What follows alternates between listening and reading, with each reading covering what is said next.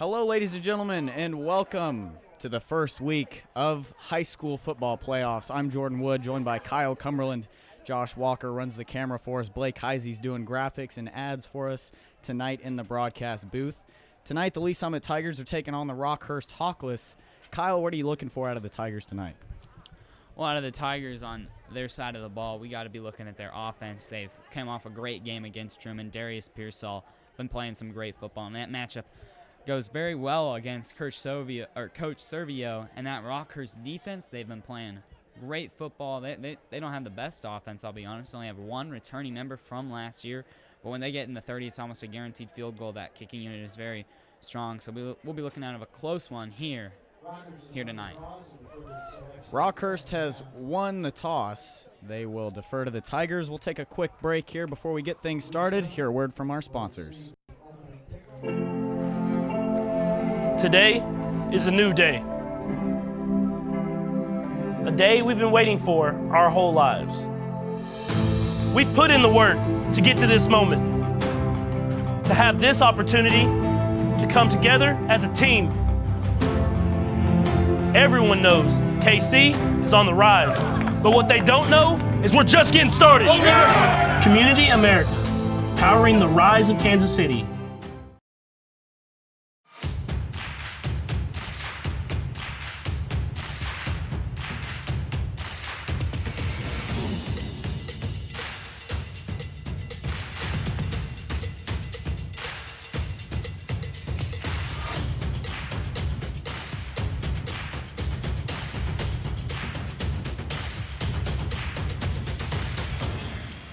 Gear up for Back to Sport at Academy Sports and Outdoors.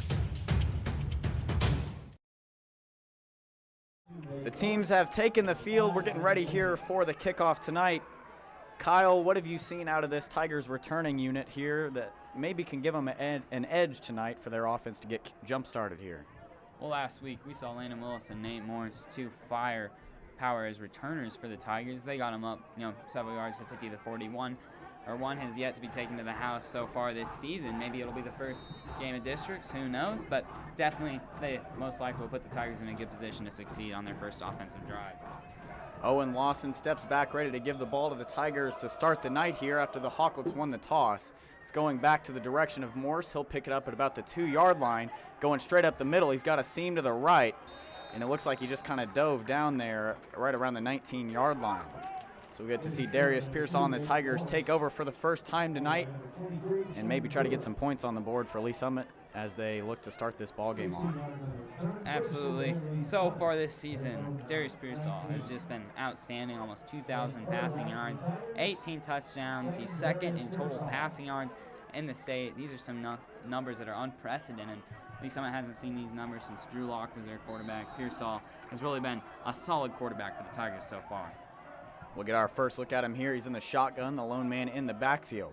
Dropping back to pass on the first play. He finds Micah Manning with a little screen pass to the right-hand side.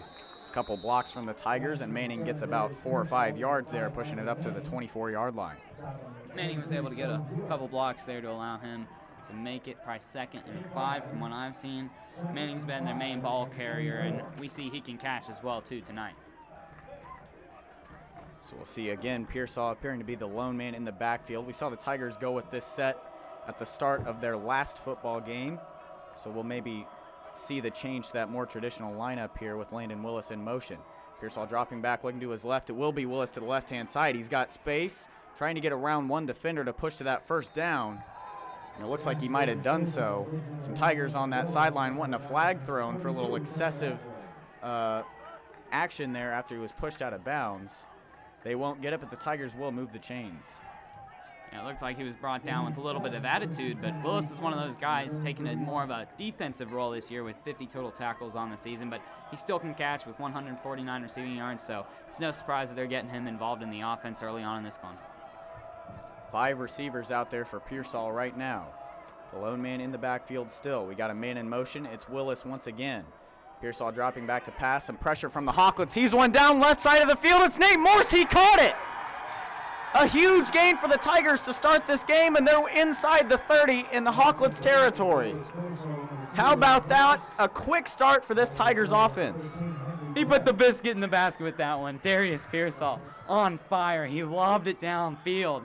And my goodness, what a play to start the first quarter for the Tigers. That's fantastic. Biscuit in the basket indeed, right on target in the pocket of Nate Morse, leaning over his shoulder there to grab that ball. New man in the backfield to start the night for the Tigers. It'll be Kaya Tupino. Joined back there with Pearsall. Handoff will not go to Tupino. Pearsall keeps it himself. Little sidearm pass to Landon Shepard there. He gets some yards, and it looks like a first down. So a crafty pass there from Pearsall, jumping off his feet and still getting it off. That was a great pass by Pearsall, Landon Shepard. He's been a solid receiver for the Tigers. Got targeted 6, caught all 6 last game against Truman, so no surprise Pearsall is looking for him on that one. You'll hear me refer to him as Mr. Reliable. He doesn't drop the ball if it's thrown to him unless he's got everybody on that field draped over him, it seems like. Tigers starting off again with Pearsall, the lone man in the backfield. Kaya Tupino in motion out to the left-hand side. Pearsall rolls out to his left, finds Tupino, passes a little low. He's unable to hang on. Some frustration there from the Tigers fullback. Again, Kaya Tupino is one of those guys, just like Landon Willis, taking more of a defensive role this year. Last season, it was a question as to whether he would be the quarterback instead of Pearsall. They finally set it on Pearsall, and I think they made the right choice. Kaya has been a solid linebacker for the Tigers, and just a little short on that one. We used to see 3 quarterbacks last year, Kaya Tupino, Darius Pearsall, and Ryan Belt. Tupino, as you said, taking more of a defensive stance this year, playing in that secondary for Lee Summit, and then also being the punter, while Ryan Bell has taken a full-time wide receiver job. Pearsall still in the backfield, dropping back to pass, looking to his right. He's got Morse in the end zone. No one near him, and the Tigers have put 6 points on the board early. The Rockhurst fans are stunned and silent here to start the night. What a pass from Pearsall. 3 defenders near Morse, but great read on the play, seeing that none of them were in the area there to be able to stop the catch from being made. And a good job by Morse hauling it in.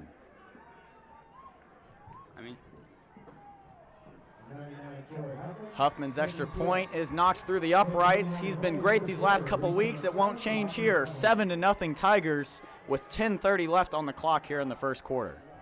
The Tigers crowd seems almost stunned, and they should be. Their defense has been the reliable aspect of the game. Guys like Tommy Eccles and Tucker Atwood are going to be some D1 athletes. Eccles getting some offers from people like Emporia State and more to come. So for their offense, for their defense to let 2 big plays like that happen back-to-back, it's definitely a shock for this Rockhurst crowd tonight.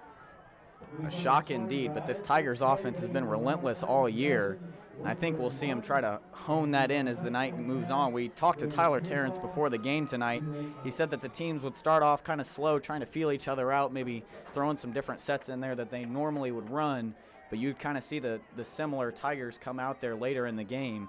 We haven't seen any different Tigers team than what we've seen all year. Just an explosive start to this ball game. Absolutely, and that's what you need. Take them out of it early, get the momentum on your side. They suffered a 45-7 loss last year against Rockhurst in the first round of district, so they're looking for some revenge tonight, and they're getting it. No doubt. They are looking for it, and they are starting things off in the right way tonight.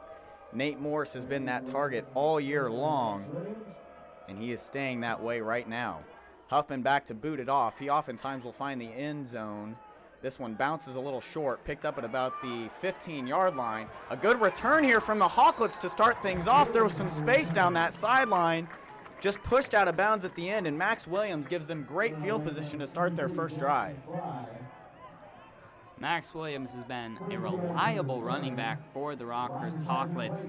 In last week against Jefferson City, rushed for 275 yards on 29 carries. Coach probably had to apologize to him after the game. Rushing for that much. But he's definitely been a solid running back. Get him good field position there, and we'll be seeing him this first drive for the Hawklets. So now we'll see the Hawklets offense for the first time tonight. Kyle, you mentioned before, not the strongest part of their game. They need to get off to a hot start here facing that good Tigers defense. They won't get things started in the best of ways as Williams is wrapped up immediately in the backfield. Yes, he was. I saw Tyler Terrence, Felix DK, Lawan Miller, all up in there, making it hard for the offensive line to create those blocks, and it's going to be 2nd and 10 for the Hawklets. We did see the return of Trey Wheat last week. which is good for the Tigers after getting that suspension in the Lee Summit North game for some extracurricular activities on the field. But now he's back out there making an impact on that defensive line.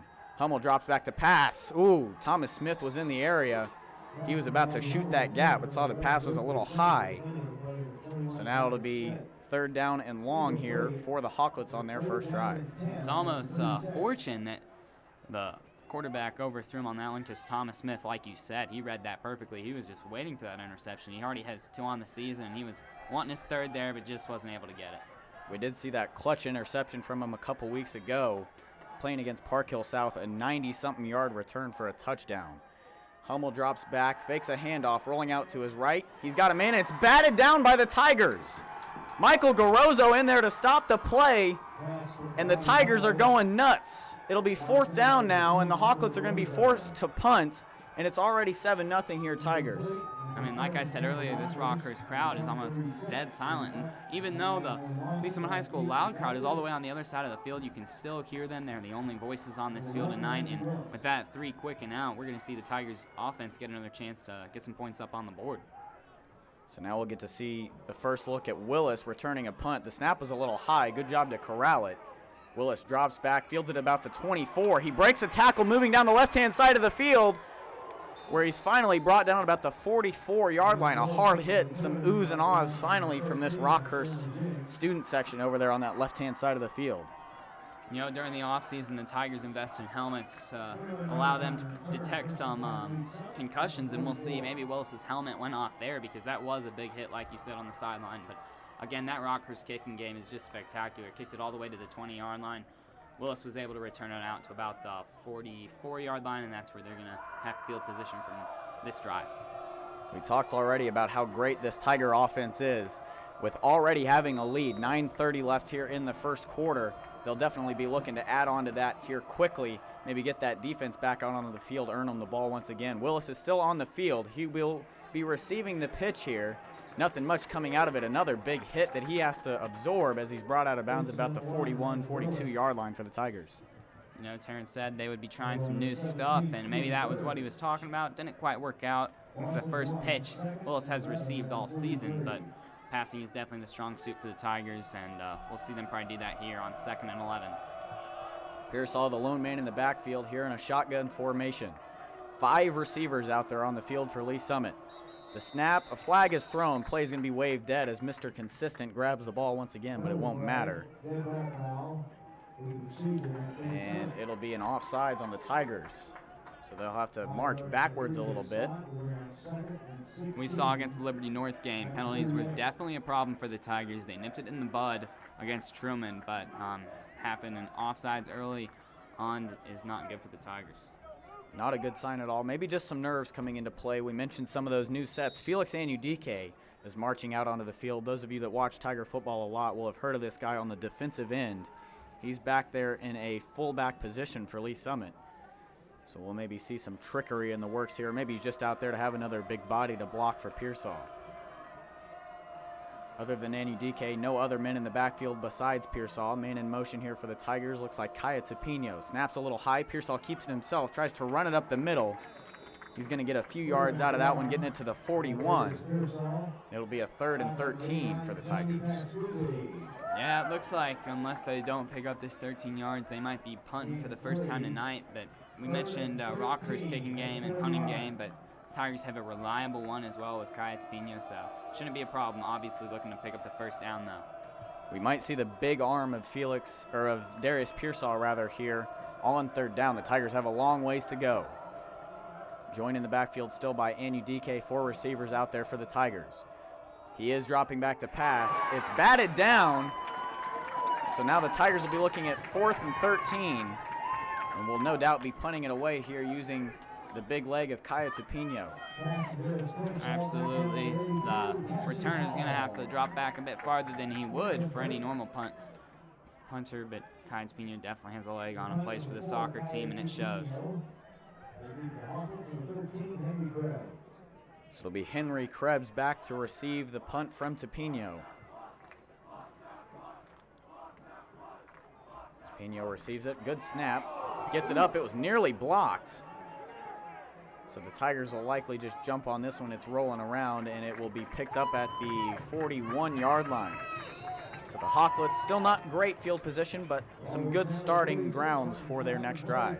Absolutely. I mean, it's not the best field position you can get, but considering where they punched it from and where they got it, you cannot complain with that.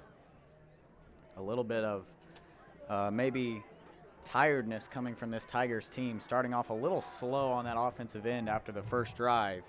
A little bit of a sophomore slump out of Lee Summit there. So we'll see here how the Tigers defense steps up on their second drive. They did a great job shutting down the Hawklets on 1 down, or rather on 4 downs. Handoff here goes to the left-hand side, rather keeps it himself, running up the middle and brought down by 3 Tigers at the line of scrimmage. Bobby Hummel tried to keep it himself, and the Tigers were not fooled. Coach Serbio, coming into the game for Rockhurst, was talking about how this is one of the toughest districts he's seen, definitely within his years of coaching. And I think it shows. Rockhurst's schedule only faces one opponent from this district. That is Ray Peck. They beat them this year, but maybe they're just not used to the kind of tough schedule they're seeing tonight. And 2nd and 9 here for the Hawklets. Hummel drops back, pitches it over the left-hand side. Williams keeping it, running down the sideline and being brought down at about the 42. So a good run there by Williams, picking up some good chip yards. So now they're looking at about a 3rd and 4.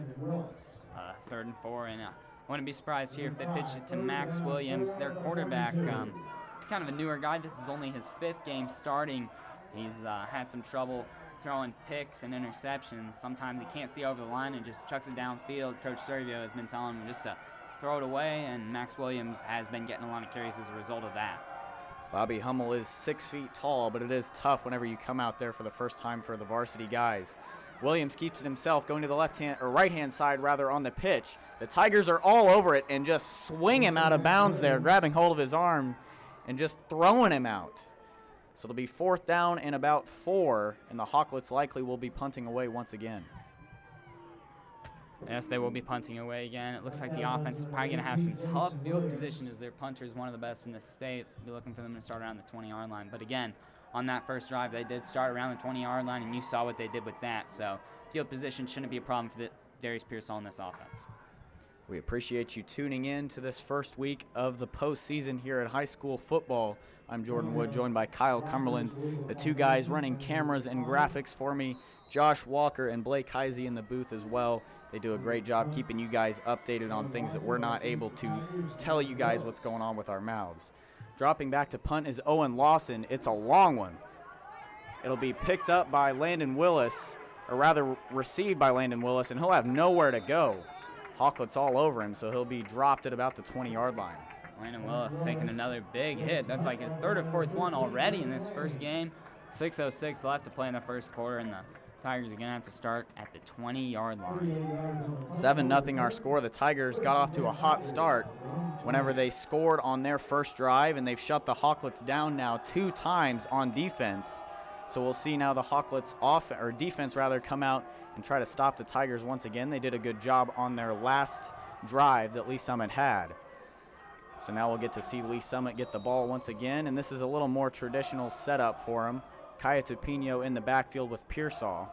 3 receivers out to his left. He will drop out and roll out to his left-hand side. Tupino throwing some good blocks. Micah Manning is wide open downfield. No one near him. It'll be a touchdown for the Tigers on their first play of the drive. 13-0 Lee Summit.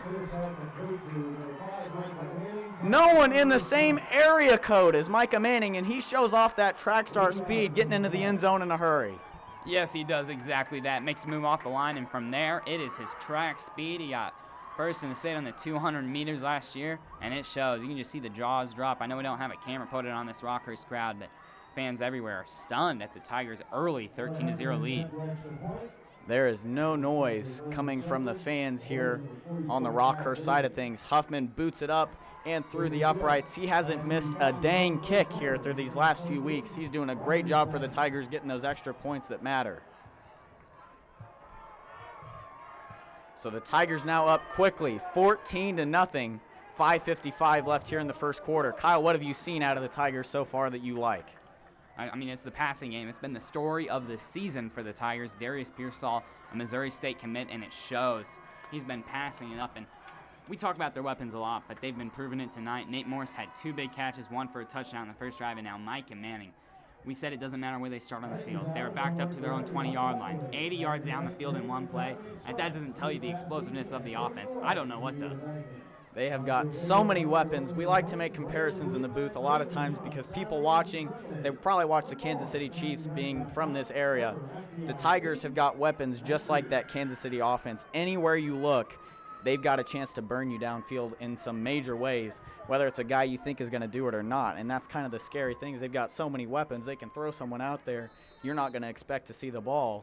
And then you're getting scored on from 80 yards, just like right there with Micah Manning, who's normally a running back for the Tigers, comes out there to the wide receiver position and does a great job. Absolutely. Huffman puts his hands up, marches towards the ball, and boots it downfield. Sort of a sideways kick there. It'll be picked up by Williams. Moving to the left-hand side down that seam and being brought down at about the 24. So good return from Williams there. And that's where the Hawklets will start their next drive. The Hawklets offense need to get something going. They still have yet to get a first down. We're looking for their first one here. Troy Huffman usually puts it in the back of the end zone, but again, with it being colder, chillier, it's November 1st, it's harder for them to kick the ball, so that might be a result of the weather. 48 degrees here tonight. It's a chilly one. It was a little warmer here earlier on in the day. Now we're kind of feeling the effects of moving into the winter season. It does usually get colder when the sun goes down, Jordan. It does indeed. Max Williams brought down in the backfield quickly. We mentioned Anudike before. He's all over it. Not fooled by the run there one bit. And a great tackle there by Felix Anudike. Felix Anudike on the season, 10 tackles for loss and 5 sacks. And if you didn't know, he was out the first half of the season due to an injury. Those are some stats that guys wish they could get in an entire season. Felix does it in one. He's a North Dakota State commit for a reason. Kid's insane. He's a big guy, and he's hard to bring down, and Rockhurst doesn't have the formula to stop him so far. 5:20 left here in the first quarter. Snap. Hummel drops back, rolling out to his right. The Tigers are there once again. Guess who? Felix Anudike and Max Wisner in the backfield all over it before the play had a chance to develop. I mean, we say it a lot, but this is second and a third and a mile, I believe. I mean, they're so backed up. I'd be surprised if they can add even 10 of this yards. It's going to be some great field possession for the Tigers offense when they find it away. Third down and 60 feet, 20 yards here for the Hawklets. That's a long ways to go. They've got a big hill to climb here. They've already struggled, and with that great Tigers offense right around the corner, if the defense can shut them down here, you've got to get some big yards, try to put some distance between them and that end zone. Hummel drops back to pass, rolling out to his right-hand side, throwing it in the direction of Jackson Fry, and they will do exactly that. Big yards for the Hawklets here, moving it up to about the 42-yard line. Jackson Fry, the cornerback, he's usually been the reliable cornerback, that lockdown corner we talk about in the NFL. I mean, he's had 3 interceptions on the season, just lets that one go. It's the first down for Rockhurst, and it's a big one. The crowd seems to finally be getting back into it, and they're going to need to, as this one looks like it's going to be Tigers taking it away with their offense. We've seen some great defense from the Tigers. There's the first real slip-up, and the Hawklets able to make them pay. A good throw there on the money from Bobby Hummel. Hummel here under center. Looks like the Tigers jumped off sides there. It was Felix Anudike. That's a mistake by Anudike. You don't see much. He's a veteran. He knows how to play. Been playing varsity since his sophomore year, and you won't see that a lot out of Anudike. 1st and 5. We mentioned before the Tigers defense has been very good to this point, so it's not danger time just yet for this Tigers defense facing off against that Hawklets offense. So now Junior Hummel drops under center once again. Handoff here to Williams, going out to the left-hand side of the field and met by the truck that is Lawan Miller. Hummel looked like he was getting ready to lower his shoulder there, and Miller just stood him up and pushed him back. Great tackle there from Miller in the backfield. I mean, when Anudike went out early in that first game of the season, Lawan Miller came in as his replacement, and he made such an impact. He's been a permanent part of this defense ever since, and you can tell why. He's a big guy, and he knows how to make big plays when they need him just to get the momentum back in the Tigers' sail after that two kind of combo there with the big throw and the penalty from the Hawklets. 2nd down now and about 5 still for the Hawklets. Just under 3:10 to play. Hummel under center. Dropping back, fakes a handoff. Now a jet sweep here for the Hawklets. Tigers chasing down and finally wrapping up and making the tackle. It's a fumble for Lee Summit, and they've got the ball. Another momentum shift in the favor of the Tigers. It is indeed Tiger ball, and they are losing it. The student section and sidelines are losing their mind for Lee Summit, and for good reason. 14-0 here in the first quarter. Just under 3 minutes to play, and they've got the ball back once again. Ladies and gentlemen, things are getting a little shaky up here in the booth just because of the amount of noise. It's kind of making an earthquake on that Tiger sideline. They've been absolutely electric so far, and that fumble just caps off what we've been saying about this defense. They are really good, and they know how to make plays when they need to be made. They are doing a great job so far. The big seniors stepping up, making plays just like you said. Snap a little high to Pearsall. He's going to hand it off to Manning. Gets his first carry tonight. Nothing much doing out of it. Gets about a yard. So now the Tigers offense looking at 2nd and 9. Coach Servio coming into the game, he was very confident in that front seven, hence why the Tigers haven't been running the ball with Micah Manning as much. But he said the secondary will be tested, and how they have been tested so far. 2:31 left to play in the first quarter and already up 14-0. And it's Tigers ball still. So Pearsall in the backfield, joined by Manning. That's the traditional set for the Tigers on offense. Several guys coming into the backfield. It's a screen pass to Manning. He's still on his feet out to the left-hand side. A flag is thrown back near Pearsall. Maybe we'll see a roughing the passer here. Manning does a good job to stay away from the Hawklets there. It will indeed be a penalty on the Hawklets, so the Tigers will move forward even more. That's exactly right. I mean, even without the penalty, you saw Mike Manning just kept his feet moving, and he was able to make it probably what would have been a 3rd and 3, but now they're going to get a new set of downs to work with. Breaking tackles, making people miss. That's what Manning does best, especially with that great speed. So the Tigers will get to march forward, and they will march forward a long ways. They'll be getting a new set of downs here whenever it's all said and done. And that's scary for the Hawklets. As we said, 14-0. This offense is incredible. The Tigers' defense has been there for the challenge so far. Only 1 first down out of the Hawklets. It's still Tigers' ball, and they're marching forward as we speak. Absolutely. This offense just knows how to get things done as they approach the end zone, or the red zone and the end zone. They'll most likely be able to punch it in. Ball now at the 23-yard line for the Tigers. Pearsall and Manning in the backfield. Dropping back to pass here on first down. Rolling now, showing off the legs. A little spin move, getting away from the defense there, getting fancy. He's allowed to do it. He's a senior and a great football player. Getting the ball now to about the 20. So the Tigers inside that red zone where they are oh so deadly. And Pearsall looked like he was playing man there and just hit him with that spin move, made a guy miss. We talked about he can pick stuff up on his feet, and he has done that so far tonight.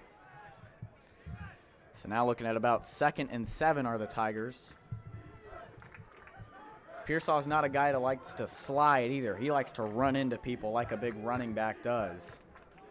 And that's exactly what he does there, trying to move and make people miss instead of just laying down. Here he is dropping back to pass now on 2nd and 7. Fires in the direction of Nate Morris. Incomplete. A little shove after the whistle there. Nothing, no flags thrown. So it'll be 3rd and 7 now for the Tigers. Yeah, that Rockhurst secondary seems shaky so far, hence the shove as Nate Morris is pushed out of bounds. I mean, they don't really know how to react when they see a ton of guys. I mean, Ryan Belt isn't even playing tonight. He tore his meniscus against Liberty North, and still the secondary for the Hawklets has been having a rough go at it so far. As we mentioned, they've got weapons everywhere. We'll make the same comparison again when the Chiefs had injuries. Guys have stepped up, and that's exactly what's going on for the Tigers this year on offense. Pearsall on the backfield, this time joined by Kaya Tupino. The snap, and a flag is thrown back towards the secondary of the Hawklets. It'll be a delay of game against the Tigers, so they'll have to march back a little bit out of the red zone. That'll be 3rd and 12 for Lee Summit. I don't know how many delay of game penalties have been thrown. Pearsall usually gets it off in time. Unfortunately for that one, he's now facing a 3rd and 11 with 1 minute and 12 seconds to go within the first quarter. They can move the ball forward just a little bit. We mentioned the consistency for Troy Huffman. The Tigers still have that option of going for a field goal if they need it. They want some more, though. A flag is thrown, likely going to be a hold as the ball's thrown out of bounds there by Pearsall.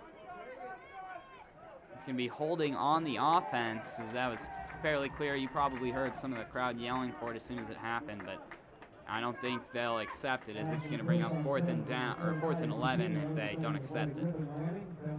and it's still just a little bit far out, not quite in field goal range for the Tigers, especially with the penalty. So we'll see him march back a little bit further.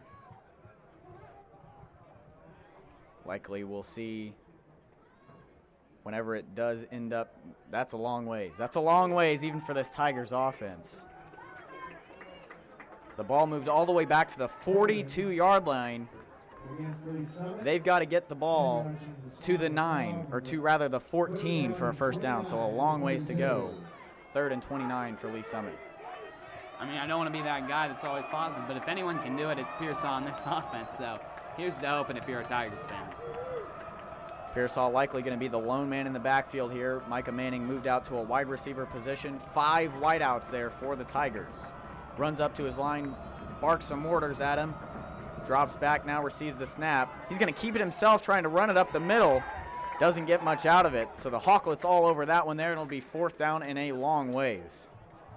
Now we've seen Pearsall kind of rush it a couple times now and hasn't been able to get much out of it. But Coach Servio and that Rockhurst defense talk about just using a quarterback spy because they were so worried about Darius Pearsall and his dual threatness and how he can pick up yards running. So we've seen that been in place so far tonight and has been stopping Darius Pearsall's running ability, kind of keeping him in the pocket so far. So Topino will drop back to punt once again. The Hawklets back ready to receive. Just under 30 seconds left here in the first quarter. Nearly blocked again. It's a great punt from Topino. The Tigers will have a chance to fall on it at about the 1-yard line. That's as good as it gets if you're a Lee Summit Tiger. So the defense, who's already looked stellar so far to this point, they're going to have some great positions here to try to make the Hawklets make a mistake.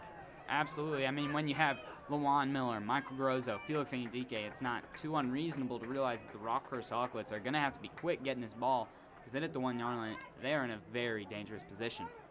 Absolutely. Just inside the 1 is where the ball is marked. So a beautiful punt there from Topino, who now will make the slide over to the linebacker position. This guy really does it all. So the Hawklets now backed up inside their own end zone. Hummel under center. Takes the snap here. It'll be a handoff from the Hawklets. And a good run there, getting the ball forward just past the 5-yard line. And I don't know how many teams would run the ball in that situation, but that just shows the confidence the Hawklets have in their running back, Max Williams.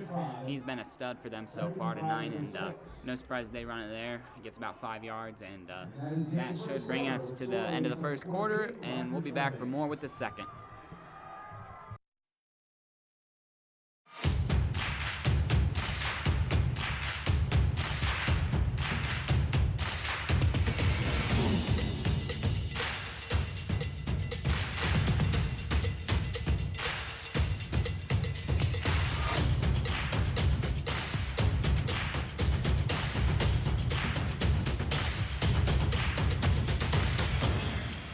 Gear up for back to sport at Academy Sports and Outdoors.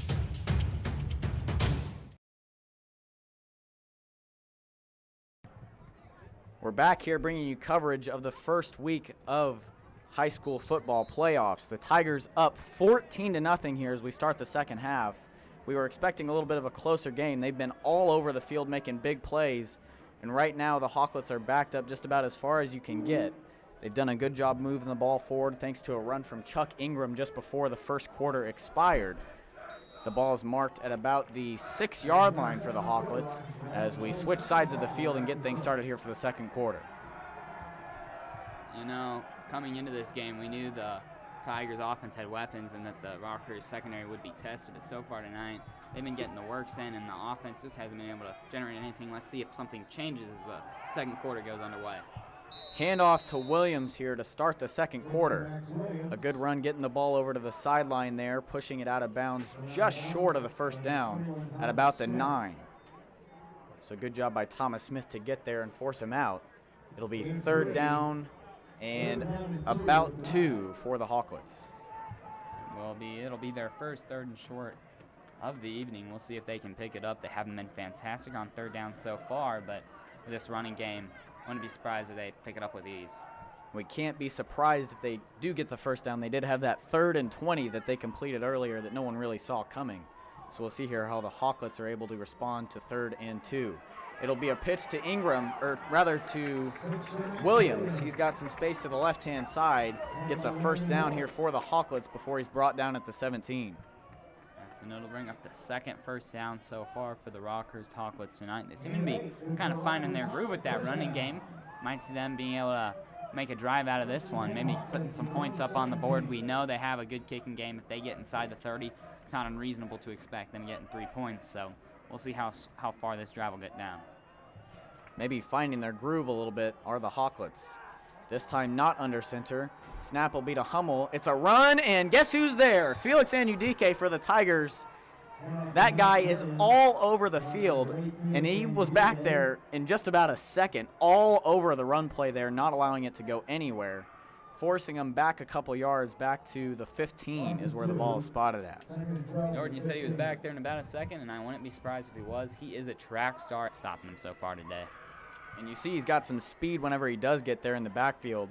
Hard to avoid a hit from him. You mentioned his size, especially with that speed when he gets going. Pass will go to the right-hand side. No one's there for the Tigers. There'll be another first down for the Hawklets, this time getting the passing game going a little bit. And they will need to get that passing game going if they expect to open up the run game, or at least give Max William a break or two. Thomas Smith was right there to shove him out of bounds, so it'll be another first down for the Rockhurst Hawklets, and slowly but surely we're seeing they're putting together some good plays and getting down here if you're a Hawklet. Hummel in the backfield here under center.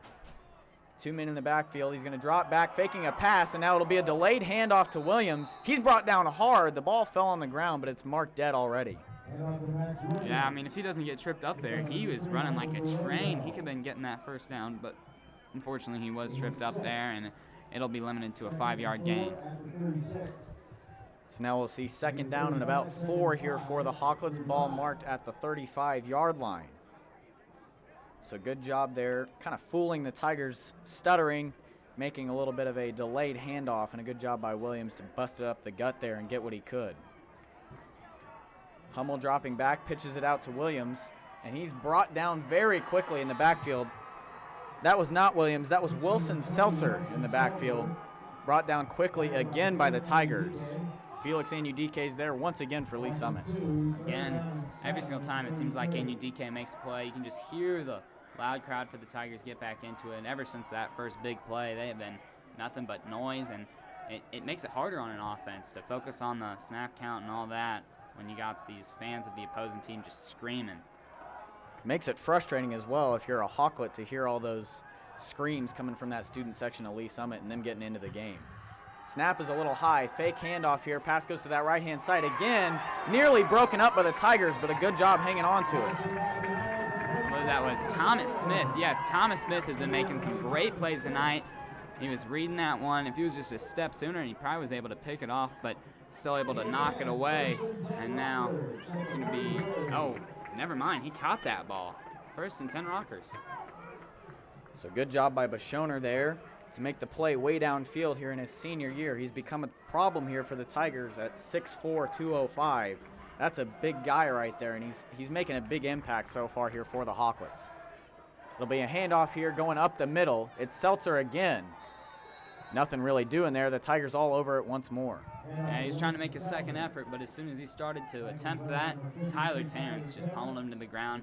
2nd and 10. We've seen Rockhurst in the past during this game struggle when they have a lot, when they get down in the 2nd and 10s and 3rd and 10s, so this might not bode well for the Hawklets.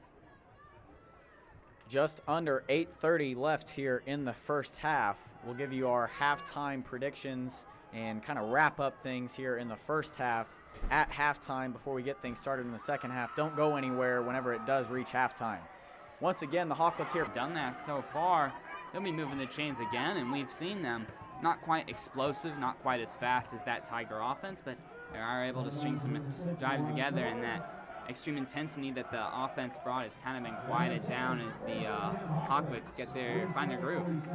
You mentioned not quite as much speed, but maybe a little more size. There's another guy over 6'4", Johnny Pascuzzi, coming in there making the play.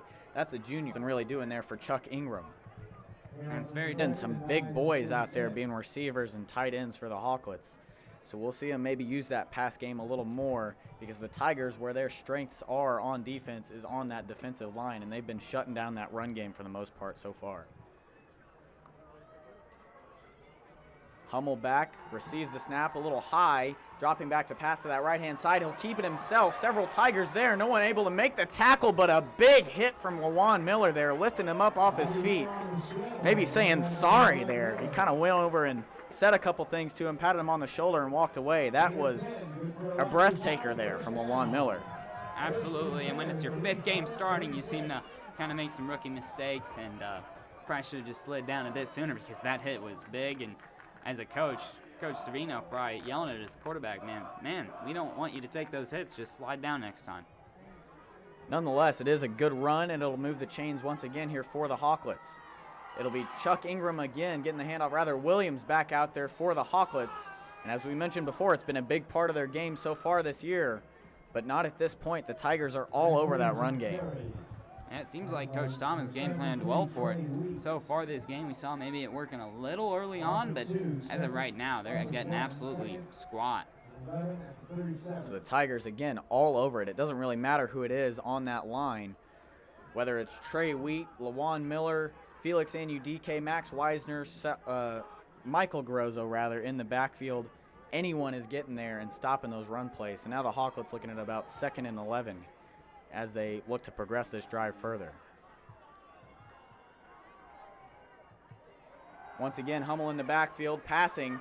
Tigers are there. Weisner's in the area. A big pass and a huge hit from Grozzo, not allowing the pass to come anywhere near there. Some yells from the fans here of the Hawklets saying that he hit him a little early. Nonetheless, it's a huge hit for the Tigers, and no completions coming here on that play for the Hawklets. We've seen so far this drive the Rockhurst offense being able to pick up some 3rd and longs, and they're going to need another play because it's 3rd and 11 as what looks to be a timeout will be taken from the Rockhurst Hawklets. So now the Tigers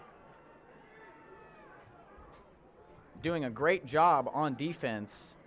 We'll see them here look to continue that as we progress this drive further for the Hawklets, getting into Tiger territory for one of the first times tonight. They're inside the 40, but a good job here showing up on this set of downs, stopping the Hawklets entirely, whether it's the run game or the passing game. You know, we knew Coach Servino wouldn't go down so easy, so getting him down early, I mean, he's been coaching for 37 years. He's seen everything, so that doesn't worry him as much as some other coaches. It's going to be his last season here for Rockhurst. This could be his last game if the Tigers do end up winning. Nonetheless, his tenure here has been nothing short of spectacular. 383 wins, led the Rockhurst to 7 state titles. He's had one of the most winningest programs in the entire state of Missouri. It's been a great career for Coach Severino, regardless of a win or a loss here tonight. And the Hawklets definitely looking to send him off in the right way, want to win here against the Tigers. Hummel under center once again. The junior quarterback doing great so far for the Hawklets after a shaky start. Dropping back to pass. Tigers all around him. He's not going to be able to move away from that one. Brought down at about the 45-46 is where he'll be spotted down at. So the Tigers all over it, and they will finally force the Hawklets to punt away once again.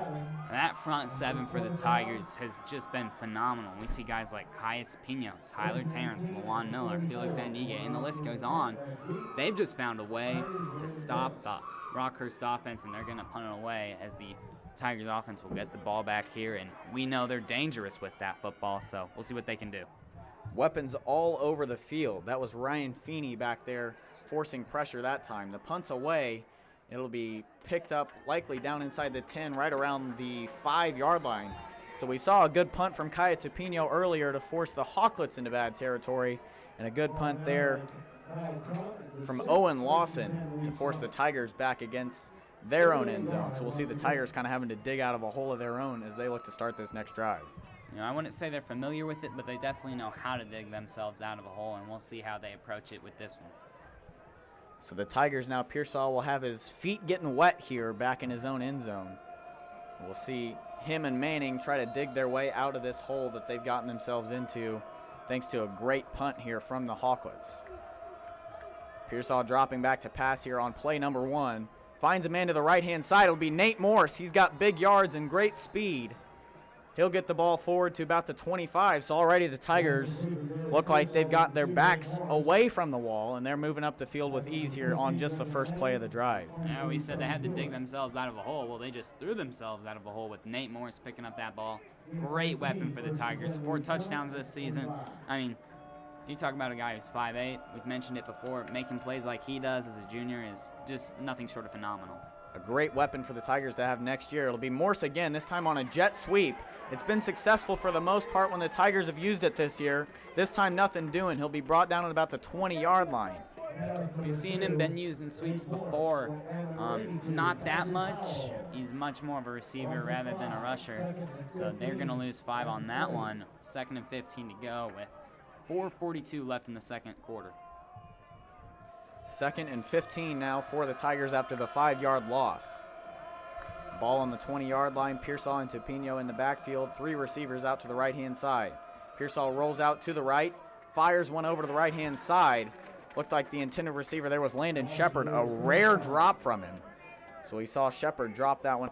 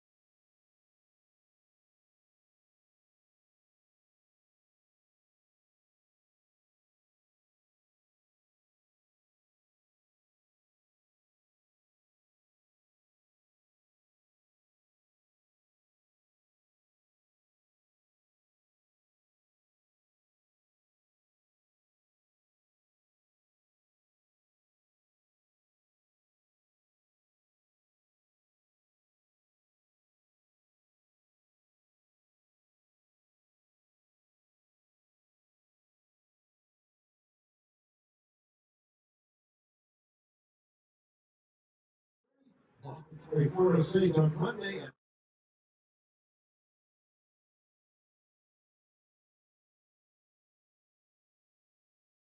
Your camera, can you get out?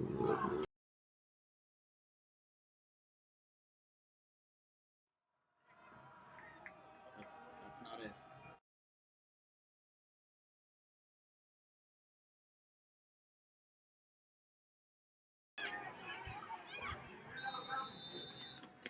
Alright. Here's Pearsall. Disconnected. This guy can't. The bounds by Tommy Eccles.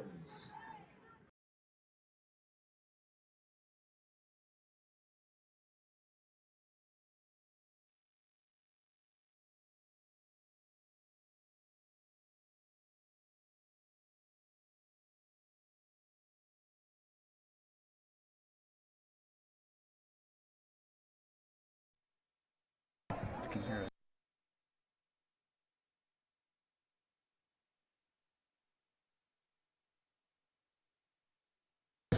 Sorry about that. We would have gone quiet there for a couple seconds. We're back now. A couple technical difficulties.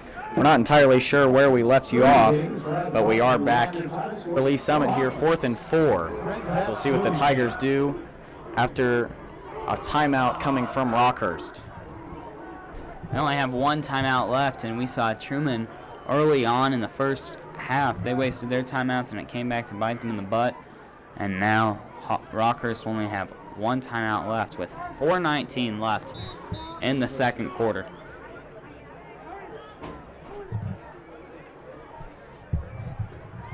So we'll see the Tigers here. It looks like their punting unit will come out onto the field on 4th down.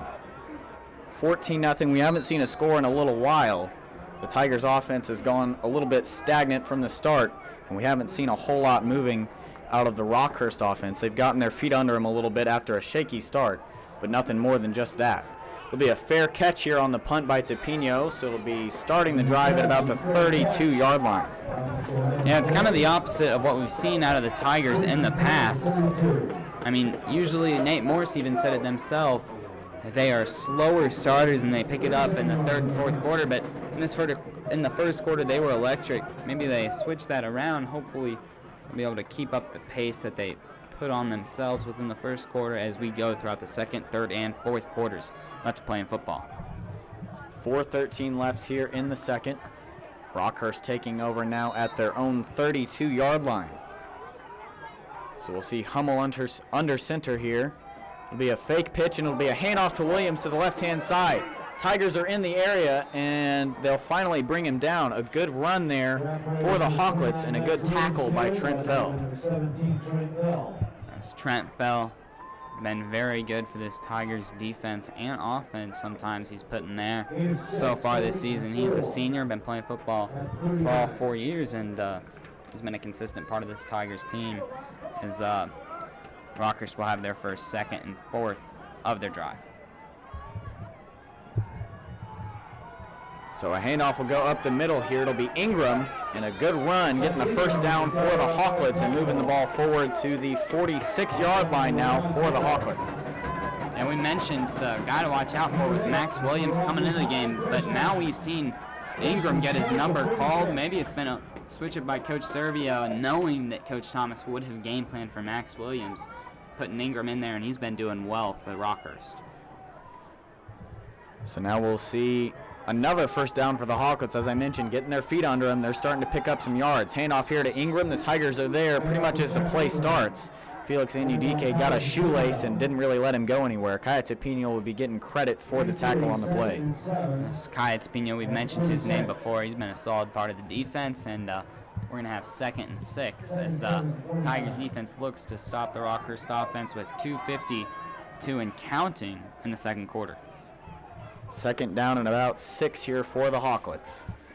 In the backfield, it's Hummel in the shotgun, rolling back to pass. Max Wisner's in his face, grabbing a hold of him, trying to bring him down. Some help from Trey Wheat, and they finally do it. Another big sack for the Tigers, and a huge loss here for the Hawklets. About a 10-yard loss, and a great job by the Tigers getting in the backfield. Yeah, that was a great tackle for the Tigers. We've mentioned it's his 5th game starting at the quarterback position, and his coach has been trying to teach him just throw it away. Unfortunately, he did not learn that lesson quick enough, as this is districts football, and mistakes like that cannot be happening. The first time that these two have met to this point in the season. And the Tigers are getting the better of it here as we reach 2 minutes left in the first half. Dropping back to pass again and being met by the Tigers. A huge hit from Anudike. That'll be waved an incomplete pass. We mentioned earlier LaJuan Miller kind of took the breath away likely from the quarterback on a run up the middle. That time Anudike just a blind side boom in the back. Just knocks him back and kind of forces him to throw the ball into the middle of nowhere. I mean, that will never be counted on a stat sheet, but the impact of Felix Anudike, even when he's not putting up big numbers, is immeasurable for this Tigers D. We've seen them show up big time here tonight, and they still have it. Snap a little low, punt a little high. The Tigers will wait for a fair catch. The Hawklets will jump on it at about the 40-yard line as it took a big jump backwards. So the Tigers will have decent field goal position here if they want to try to score. They've got 1:45 to do it here in the first half. They will have a lot of time to do something with the ball. We've seen them do a lot more with a lot less, and they still have some time, 1:44 left on the clock. This offense so explosive. I mean, I think it took them less than a minute to get their first touchdown of the game with that beautiful pass from Pearsall to Nate Moore. So we'll see what they have cooking up in their game plan on this one. 1:45 left here in the first half. Pearsall, the lone man in the backfield. 5 receivers for the Tigers. Pearsall looking to pass. We've seen him on the money so far tonight. A big hit. The throw's a little low to Willis as he did take that hit. Hops up. Looks like he's limping a little bit, likely going to walk it off. So he'll stay on the field here and try to lead the Tigers down the field one more time here before the half ends. 1:40 left here in the first. This is the first big hit Pearsall has taken tonight. I mean, his offensive line, Jonah Dittmer, helping him up there. They've been solid so far. The front seven has not been fantastic for the Rockhurst defense, and that's in part due to this offensive line being so dominant. Pearsall dropping back. This time he'll run it up the middle, not getting a whole lot out of it. Maybe about a yard there. We mentioned before the Tigers' offensive line, a lot of times those big boys down in the trenches, they don't get a lot of love. They are one of the best here that we've really seen as far as who the Tigers have played this year. Their offensive line is incredible. They show up every night and they make sure that Pearsall doesn't get hit too hard or too many times. That's exactly right, Jordan. The offensive line is fantastic, and that quarterback spy for the Rockhurst Hawklets definitely being in use to keep Darius Pearsall in the pocket. Pearsall and Tapino in the backfield, 3 receivers out to the right. Snaps a little high. They'll give it to Tapino for the first time tonight, and he just bullies his way up the middle. We've mentioned his size before. Kaya Tapino in his senior year measured in 5'11", 217. That's a big boy and a power back for the Tigers. He doesn't go in a lot on offense, but when he does some good stuff. 4.8 yards per carry on the season, so you can tell why they like to substitute him in and out every now and then.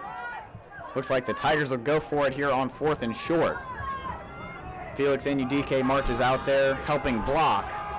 25 seconds left here in the first half. Not a lot of time to do anything. Hawklets start moving forward, and the Tigers look like they flinch. So it will be a false start on the offense, and they'll have to march backwards a little bit. Likely going to punt it off here, not wanting any risks before the first half expires, and we will see the punting unit come out once again for Lee Summit. Absolutely. 23 seconds left. Likely what made the line jump there was the crowd noise from the Rockhurst student section. Not as big as you would think for a home game, but even the parents getting involved here. Tapino with another sidewinder punt. Returned by the Hawklets, but not really for much. Hit as soon as he caught the ball. Looked like Jacob Moracek in there on the tackle for Lee Summit. Jacob Moracek can do just about everything. He's on special teams. He's been a solid receiver for the Tigers. Plays baseball as well at Lee Summit High School, so this is an all-around athlete. And you know, with this only 16 seconds left on the clock in the Rockhurst offense, I wouldn't be surprised if they just run it out here and not risk anything from happening. 16 seconds left. There's not a whole lot you can do, especially whenever you haven't scored to this point and you've been pretty much neutralized. So we'll likely see here the Tigers defense come in, maybe play a little bit of a prevent defense, not letting the Hawklets get downfield. Hummel in the backfield. It'll Playing some fantastic football. Walker seems kind of taken aback by it. Kyle, you said it. The first meeting this year between these two teams, the Tigers are getting the better of it here through the first half. We'll take a quick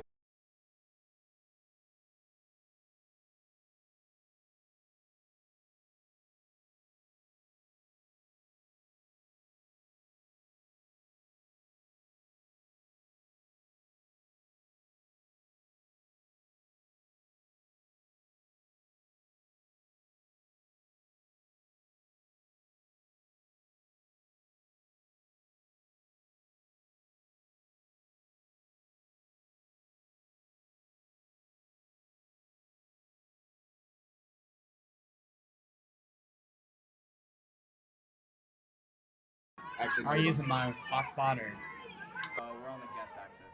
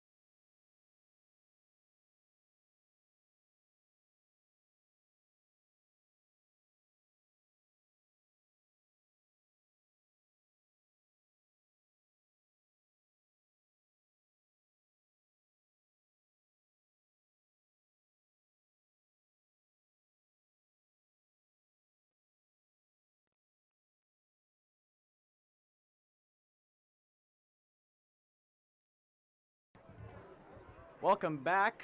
Well, rather, we are back. Sorry, we had a couple of technical difficulties there at halftime. We'll be back with our halftime analysis. Before we get started with that, though, we've got a couple of things that we need you guys to hear from our sponsors. We'll be back in a moment. When it comes to SUVs, nothing beats Honda. U.S. News & World Report's best SUV brand 4 years in a row, including the 2019 Honda Pilot, one of the millions of Hondas built here in America since 1982. Or the 2019 CR-V, a crossover car and driver calls a better value than the RAV4. And right now, get Pilot with 1.9% APR financing for well-qualified buyers. For more offers, visit kchondadealers.com today.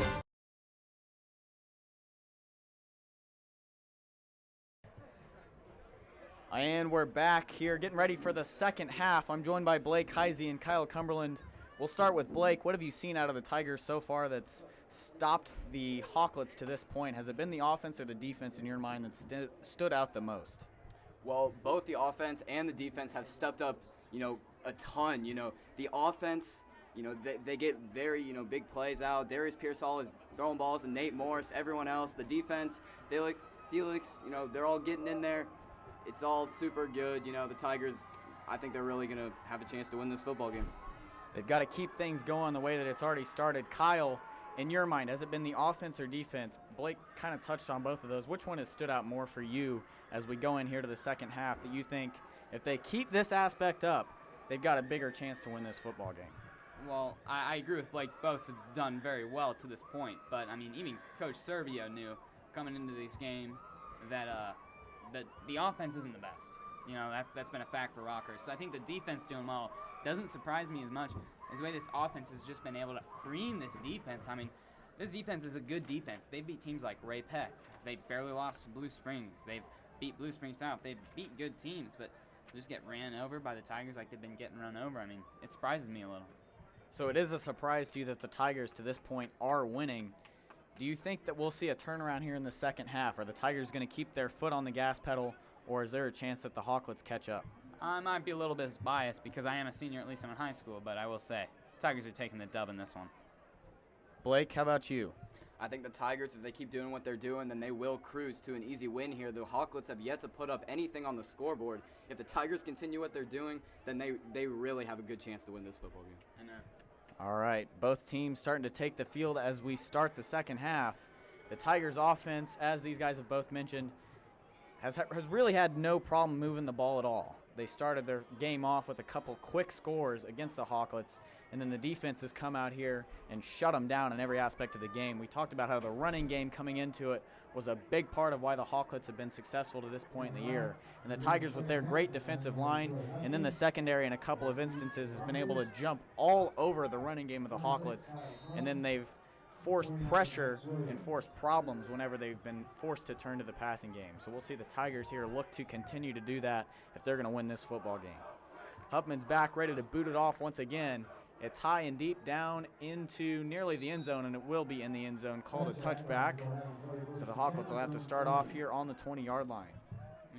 Even with the cold weather out tonight, it doesn't seem to be affecting Troy Huffman at all. He's 2 for 2 on PATs, and that kick touched the back of the end zone. So the Rockhurst offense will have to start at the 20-yard line. We've seen them make drives starting at the 1-yard line, so I wouldn't be surprised here if they're able to get the passing and running game involved, even though that front seven for the Tigers has looked phenomenal so far tonight.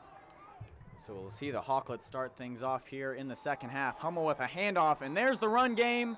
Stopped by the Tigers. That's been the theme all night long. Handoff to Williams up the middle. He's been the steady hand in this Rockhurst offense all year long. And then Felix Anudike kind of comes out of nowhere and places a couple weights on that hand, and it's not so steady anymore. So the Hawklets, we've been seeing that all night long. They're struggling to get a whole lot of yards, and that's exactly why right there. It's one of the basics of football. You just need to stop the run game. We saw the Chiefs a couple weeks ago against the Colts. They couldn't do it, and they lost that game. But the Tigers so far, they've locked that thing up so far. The running game has just not been there for the Hawklets, and it's shown. So we'll see now. Dropping back to pass is Hummel. Throws it over the left-hand side. The pass is complete. Good throw on the money there, hitting Bashoner in the numbers. It's not quite a first down for the Hawklets. It'll be a 3rd and 1. A lot of times you see teams just run the ball up the middle and maybe get that first down, but that's not really been the case tonight. It's been tough for the Hawklets to get even the running game going. So we'll see here how the Tigers are able to react on defense and how the Hawklets are able to try to push the ball forward to get that first down. And we'll see how they pick up the first down on this one. It is 3rd and 1. Hummel under center here. It'll be a little bit of a wildcat. It's not Hummel under center. It looks like Williams under center. And he might not have gotten the first down there on the wildcat. Hummel was in the backfield. Trey Wheat was there on the tackle. They will indeed move the chains. So the ball is now marked at about the 31, which is where the Hawklets will start here with 10:30 left in the 3rd quarter. Trey Wheat definitely making an impact after coming back from that suspension. It's good to see him back on the field. Snap a little high to Hummel. He's going to drop back to pass. He's got to move a long ways with Felix Anudike there behind him. Pass comes into the area of Trent Fell, who makes the tackle pretty quickly. But it is a good gain there from Cassius Howell. Cassius Howell has been catching some balls tonight for Rockhurst. But Trent Fell on that one, just locked him up early on, and he was going step for step with him. Just wasn't able to bat away the pass. Regardless there of the gain, it's still 2nd and 3, a little ways to go for the Hawklets. Ball on the 38-yard line. Hummel under center here. It'll be a handoff up the middle for Williams. It looks like they'll get the first down and then some. So the Hawklets moving the chains here, getting the offense going a little more than they were in the first half. The Tigers need to bear down here on defense and lock them up before they start moving into dangerous territory. You know, it's not like time is a problem right now with 9:37 in the clock ticking in the 3rd quarter, but when it seems like the Hawklets are having some trouble putting points up on the board, every second matters, and we might see later in this ball game they might not be able to get the victory because time might expire too soon. We'll see here clock management will be a little bit bigger part tonight as we move into the 2nd half. Hummel here dropping back to pass again. Tigers all over him. Heaves it downfield. He's got a man. Thomas Smith is there, and he picks it off for the Tigers. His 3rd one of the year, and the Tigers have the ball back. How about that? But Schoner was there trying to make the play. Several Tigers in the area. The ball was just thrown too high. They get into good position, and the junior Thomas Smith is there as he has been all year, forcing the interception. Thomas Smith, the last time he got an interception was with a broken hand to cast, but that didn't stop him from getting the interception against Park Hill South. He's been dominant so far. He's tied Jackson Fry and Landon Willis for the most interceptions on the team with 3, and definitely a change in momentum from the Hawklets to the Tigers. So now the Tigers have the ball back at about the 32-yard line of their own side of the football field. Now is where you really need to see Lee Summit try to bear down on the penalties. They cannot have penalties moving here into the 2nd half. We'll see now Pearsall and Tapino in the backfield. It'll be a fake handoff. Pearsall jumping off one leg, finding Manning on a little screen pass to the left-hand side. He's got a first down for the Tigers as they start this new drive. Yeah, we saw Manning able to sprint off field, and it wouldn't have been made possible without number 2, Nate Morse. He may be 5'8", he may be 150 pounds, but it doesn't matter.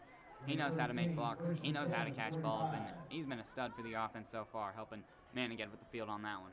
Handoff goes to Tapino up the middle here. The power back for the Tigers moves forward, gets the ball forward to about the 48-yard line. So about a 3-yard, 4-yard gain there for the Tigers. They're looking at about 2nd and 7. 2nd and 7. Tigers are now almost at the 50-yard line. They're awaiting the call from Coach Thomas, and Pearsall leading his team so far very well in this one. We'll see how he continues to do it. I mentioned it already, clock management going to be a big part of the game. Already down inside 8:30 in the 3rd quarter. A lot of time ticking off the clock here if you're a Hawklets fan. Pearsall firing over the left-hand side of the field. It'll fall incomplete, just a little short there of Nate Morse. Good coverage on the play there by Henry Krebs, getting there in the area of Nate Morse, not allowing to get to that ball. Jordan, you said good coverage by Henry Krebs, but I would almost contest it was kind of a little shove against Nate Morris, the intended receiver, but nonetheless, it wasn't called a penalty, so play will continue at 3rd and 7. 3 receivers out to the right here as we start this next play. Felix Anudike moving out onto the field as a left tackle for the Tigers. Tapino back in the backfield with Pearsall. Pearsall rolling out to his right here, looking to pass. He's got 3 men going downfield. He's going to have to heave one up, and he's just going to throw it away. So now it'll be fourth down and 7 for the Tigers, and likely they'll have to punt it away. So not a great start to the half here really for either team. No, not at all. I mean, after that interception, you really wanted to see the offense take control and use that interception as a way to get points up on the board. Unfortunately, they haven't. 4 minutes is now ticked off the clock with 8:08 remaining in the third quarter. So it'll be Kaya Tupino back ready to punt once again. Nearly blocking every single one. It's been close. Krebs is back there ready to just receive it. Tupino took a hit in the backfield. We'll see a penalty flag down on the field. Likely going to be roughing the kicker here. So the Tigers will be picking up the penalty flag. Henry Krebs called that one as a fair catch. I think he learned from his last Tupino punt where it dribbled down into the 1 yard line, so he's able to make the play there, but I don't think it will matter as it might be roughing the punter.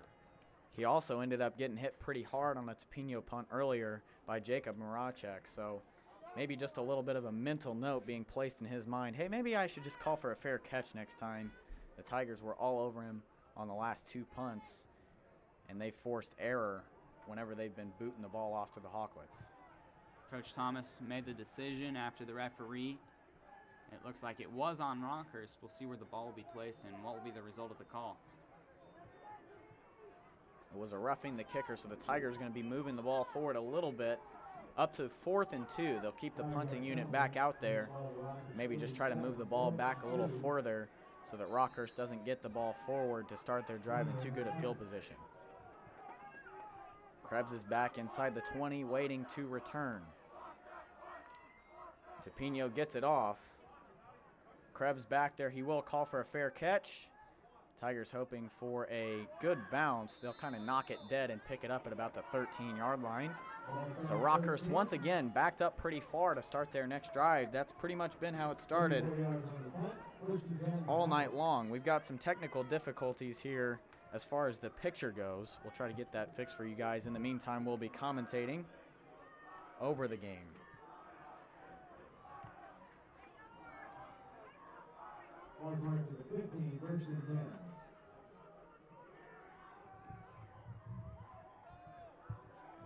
So Rockhurst starting their drive on the 13-yard line. 7:51 left in the third quarter. It'll be a little pitch to the outside. Williams taking it, running down the sideline, getting some space and getting the ball up to about the 27 for the Hawklets. So a good run there for Williams. Ball will be spotted down at the 29, and it's a good start to this drive for the Hawklets. 14, 1st and 10 Rockhurst at the 29. You know, Rockhurst has just been doing a really good job at getting the ball downfield with that pitch there. It's going to be 1st and 10. So Krebs will start things under center here. Joined in the backfield by Williams. Handoff goes to Williams. Nothing much coming out of it. Tigers all over.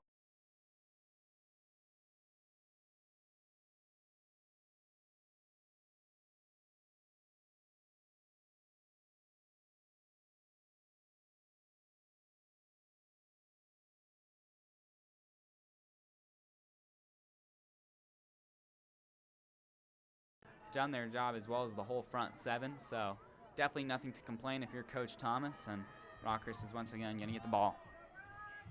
So hopefully we've gotten things fixed as far as the picture goes.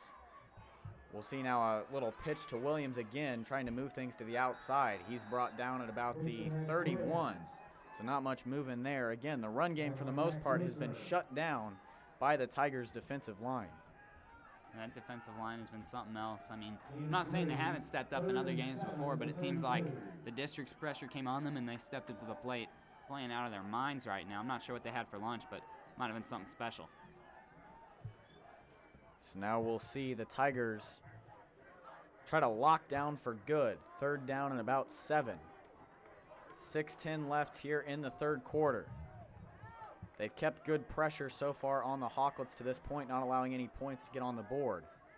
Hummel under center here. The Tigers jump, and the flag will be thrown. So that's not the first time we've seen that tonight. Hopefully it'll be the last. The Tigers have been struggling all night. Rather it'll be a flag on Rockhurst, causing the Tigers to jump off sides. I think that kind of shocked the Tigers sideline as they were a bit sad, kind of fell silent, but nonetheless, they got the penalty called on the Rockhurst Hawklets and definitely helping them.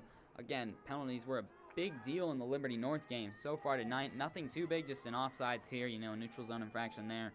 But again, nothing major like we saw in the Liberty North game. So it'll be Hummel in the backfield in the shotgun, joined by nobody. Snaps a little high, he can't hold on to it. He's still having trouble getting the ball, and he'll be tagged down way back inside the 15-yard line at about the 12.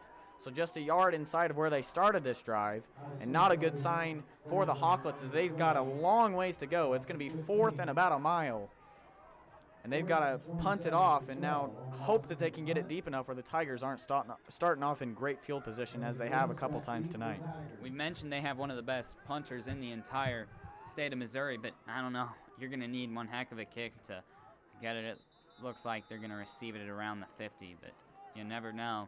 He could kick it 70 yards. I don't see it happening, but it's going to be another penalty against Rockhurst, which is just going to back them up even further. It's almost comedic at this point how far backed up they are. Again, now inside their 10-yard line. I'm not sure how they did it, but they did it somehow. So it's going to be likely really great field position for the Tigers as they look to receive this punt. Willis still back at about the 46 just to be safe. The punt's high and it's long. So a great punt. Willis will call for a fair catch at about the 41. Doesn't need to do a whole lot to return that to get it into any better space. A flag is thrown down. There's cheers coming from the Tigers sideline.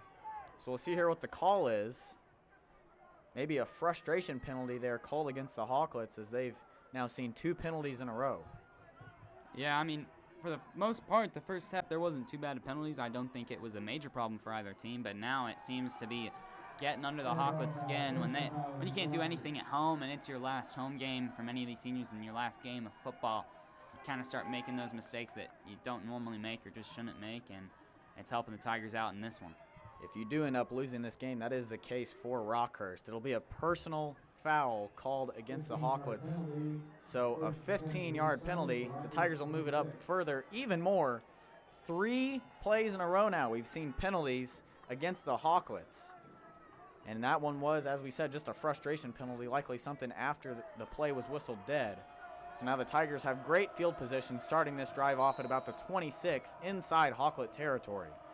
So Pearsall is joined by Manning in the backfield, Moracek to his left, Morse to his right. The Hawklets jump, the flag is thrown, and we might have seen 4 straight plays now where the Hawklets have seen the little yellow bird jump out onto the field. They might be going for a record for the state of Missouri for the amount of consecutive penalties in a game. It's almost laughable at this point, like I said earlier, but they really need to stop this if they expect to have any chance in the ball game, as there is only 4 minutes and 26 seconds left in the third. So we will try to get our hands on that information. I'm not sure if that record is kept. Pearsall heaving one downfield into the end zone. Guess what? There's the little yellow guy on the field once again. Another flag is thrown. So now inside 4:20. We're not sure who the penalty is against, but 4 plays in a row now we've seen the penalty flag thrown out onto the field. We rate the referee's decision, and it is, for once, against the Tigers. So an ineligible man on the field. And they'll have to back up for a change. We've seen 3 plays in a row before that. It was the Hawklets. Now it's the Tigers. Again, this is just sloppy football. Both teams are better teams than this. And, I mean, you won't see these type of mistakes made often, and it's kind of frustrating when you do see it, especially in a districts game as it is the first round. So now we'll see Pearsall and his crew back up to where they started off this drive at the 26-yard line. It'll be 1st and 10 as it's supposed to be whenever you start a drive off in football. That last penalty that Rockhurst had is negated. So Pearsall in the backfield joined by Micah Manning. Landon Shepard out there as a tight end. It looks like we'll see a timeout called by the Tigers. A little bit of confusion. So we'll see the first time out of the Tigers leave. And it's a little early for that. Maybe some worry if there is any chance that this game becomes close now that the Tigers have already had to burn one timeout. Kyle, we both being guys that have been at every Tigers game this year, we've seen how important time management has been for these Tigers. They've been in some close games in late game scenarios. For the most part, they do a really good job of taking away the chances that the clock running down can cause because they manage it so well. Now we've seen one timeout burned already. How crucial is that moving into the later stages of the game? It will definitely be crucial. In the first game of the season against Liberty, time just expired and they lost that one. They did a much better job in the Blue Springs game.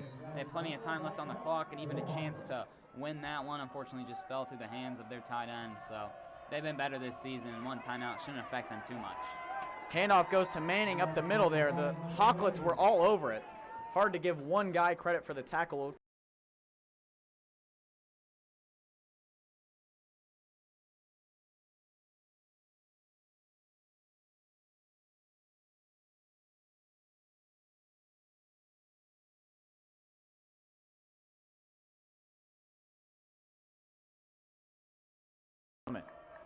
Pearsall and Tapino in the backfield. Moracek, Manning, and Morse out to the left-hand side. That's where Pearsall goes looking to pass. Morse is pushed down to the ground before the pass even comes in. So it'll just fall incomplete.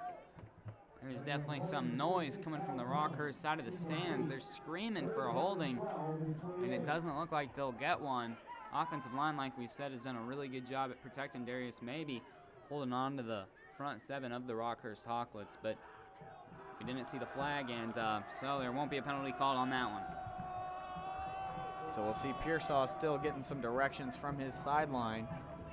The Tigers offense at the start of the game put up 2 quick scores. They haven't scored since then. They've got great position to do it. They don't want to spoil it here. 3rd down and 12, 3:42 left in the 3rd quarter. A man in motion for the Tigers. A flag is down.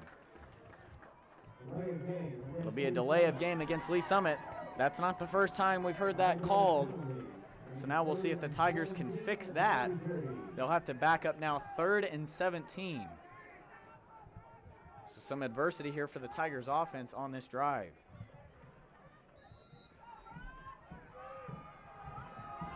So Pearsall, the lone man in the backfield. He's got 5 wide receivers out there. They'll fake a jet sweep. He's rolling out to his right looking to pass. He throws it way over the head of Morris, just getting it away out of bounds. So it'll be 4th down and 13. Probably a little bit out of punting range here, or kicking range. It's kind of in that awkward spot where it's too far to kick and a little short to punt. There's a penalty flag down. And it will be against the Tigers. The penalty will be declined. So it will indeed be 4th and 17, and the Tigers are just going to try to punt it and maybe get one to land inside that 10 or that 5. Yeah, you said Darius. We've seen him now make 2 delay of game penalties, and I don't know how many he made during the regular season, but it definitely wasn't more than 5. I doubt it was more than 3. He might have just doubled the amount of penalties he's gotten here tonight alone, but nonetheless, they will punt it away with Kaya Tapino and hopefully look to pin it inside the 10. So Tapino will punt it back. It'll drop inside the 10. The Tigers force him to not grab it, and they will pick it up themselves right at the 10-yard line. So a good result there from the punt. We've seen Tapino be on the money to this point.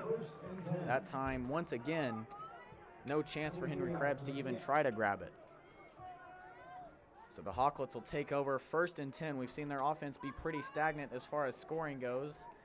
After the first half, they started to pick it up in the 2nd quarter, starting to move the ball down the field a little more, pick up those first downs, but no score still. Kyle, what do you think they need to do right that they're not doing right now in order to put some points on the board? I mean, if the defense keeps playing like the defense has been, you don't really need points on the board again. Just getting that passing game in there, it's kind of been stagnant ever since those first 3 big plays from Pearsall. The pass comes in there. The target was Bashoner. Flags are thrown all around him. So we've seen just about every single play. That'll be pass interference against the Tigers. We've seen just about every single play. There's been a penalty flag here in the 2nd half. Both teams getting a little sloppy. So what do the Hawklets need to do in your mind in order to start putting some points on the board and maybe get themselves back in this football game? I don't know. They've started some good drives. They just don't know how to finish them. So definitely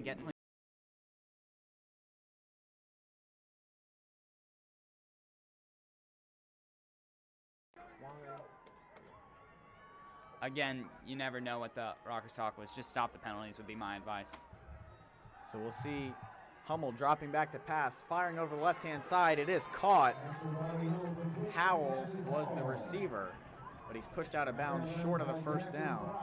Jackson Fry there in on the coverage. So it'll be about 2nd and 1 for the Hawklets. So they're starting to move the ball a little bit more. Just as we said, not really getting the ball far enough where they can put themselves in scoring position. Yeah, they have not done a good job at finishing their drives, like I said earlier. Again, the refs just kind of need to let the dudes play their football because as of right now, we haven't seen a great deal of drives without there being 17 penalties down on the field. That's exactly right here. Since the second half has started, it seems like just about every play we've seen the yellow flag come onto the field. Pass will go to left-hand side. Quarterback takes a big hit. That was caught. What a play by the Hawklets. It looked like it was in the hands of the Tigers secondary. It's Cassius Howell getting there, making the grab. And another first down here for the Hawklets. I mean, from my point of view, I thought it was about ready to be picked off, but Howell has been very consistent as a catcher. And I don't think I've seen the Rockhurst side of the field been so loud all night. And they haven't even passed the 50-yard line. They really are starting to move it forward a little bit and kind of pick up things as far as getting their legs under them on the offensive side. Here's the run, and finally Williams will get a chance to break away. First down, and he does get it past the 50-yard line inside the 45 to the 44. Rather marked right at the 45, so a good run there by Williams to let things develop in front of him, finds the hole that's made, cuts his way through there, and gets upfield. It will be first down for the Rockhurst Hawklets, and you can finally see the loud crowd getting it together. A lot of them have their shirts off just out of pure excitement for their team finally being able to get the offense going, the most exciting part of the game. Fighting through the cold. It's 45 degrees. Shirts off is a little bold, especially when you're still down. I'd say maybe when you're on the verge of winning. Rolling out here is Hummel. He's going to pitch it back behind him. Seltzer's the man with the ball now, moving it forward and still getting yards. So a first down, and we're seeing the fans get into it here for the Hawklets. For the first time tonight, there really is life in the blue stands. Absolutely. I mean, Coach Severino, in what could be his last game, definitely isn't going to go down without a fight. He must have put a game plan together because this offense is not the same that we saw in the first half, and it's working as the crowd in the stands, they're now getting back into it, and it's becoming a good football game to watch. A little closer than what we saw at the start. So now we're seeing the Tigers defense have a couple of hiccups, different from the very beginning of the game. Hummel dropping back to pass, throws it into coverage there. They were in the area code. That was Alexander Barnett coming in there, nearly picking it off, but it just dropped down in front of him a little bit. So Seltzer's unable to get to it, and so is Barnett for the Tigers in the secondary. And the Tigers secondary has done a fairly good job letting some plays go here and here, but for the most part, nothing too big, and clearly they haven't messed up too bad because Hawklets still have 0 points on the board. So we'll see now if the Hawklets are able to continue moving the ball forward. 2nd and 10. That's where the Tigers start to turn up the pressure a little bit if they can force an incompletion or no yards on the first play. Chuck Ingram on the carry, moving it up the middle of the field, not getting a ton out of it. Still a long ways to go. We got a minute left here in the third quarter for the Hawklets to try to put some points on the board before we switch sides of the field. That clock is still running, getting down inside 50. So the Tigers defense here looking to create pressure and trying to stop them here. They've got to get a stop on this play. 3rd and 6. Handoff goes to Ingram. Tigers are still there. They do not allow the first down to come in. He's tackled at about the 25. Ingram is the only returning varsity member from last year's squad to be on the offense this year. They have a completely revamped team. They got to the state championship and lost. This year they're looking to get back there. And it's going to start with a win here. They're going to need to put up some touchdowns on the board. As it is now 4th down and 3, they're going for it on 4th. We might see them go into desperation mode if they don't convert here. 4th and 3, coming up on the end of the third quarter. This will likely be the last play before time expires. The Tigers jumped off sides. The flag is thrown. Both teams think it might be on the other. Anudike and Terrence there high-fiving each other, and guess what? It's on the Hawklets. So now relief once again from the Tigers here. They are still going to go for it, but it's a little longer ways to go. Yeah, you know, they're confident in their kicker, but when you're down by 2 touchdowns, you kind of have to go for it because you're wanting to go for that touchdown. So it's also a long ways to go. That's a long way. They do have confidence in their kicker. I mean, the coach Severino said if they get inside the 30, they feel confident, and it looks like they're going to take a timeout to review this decision because it could be one of the games. We'll take a quick break here before we start fourth quarter action.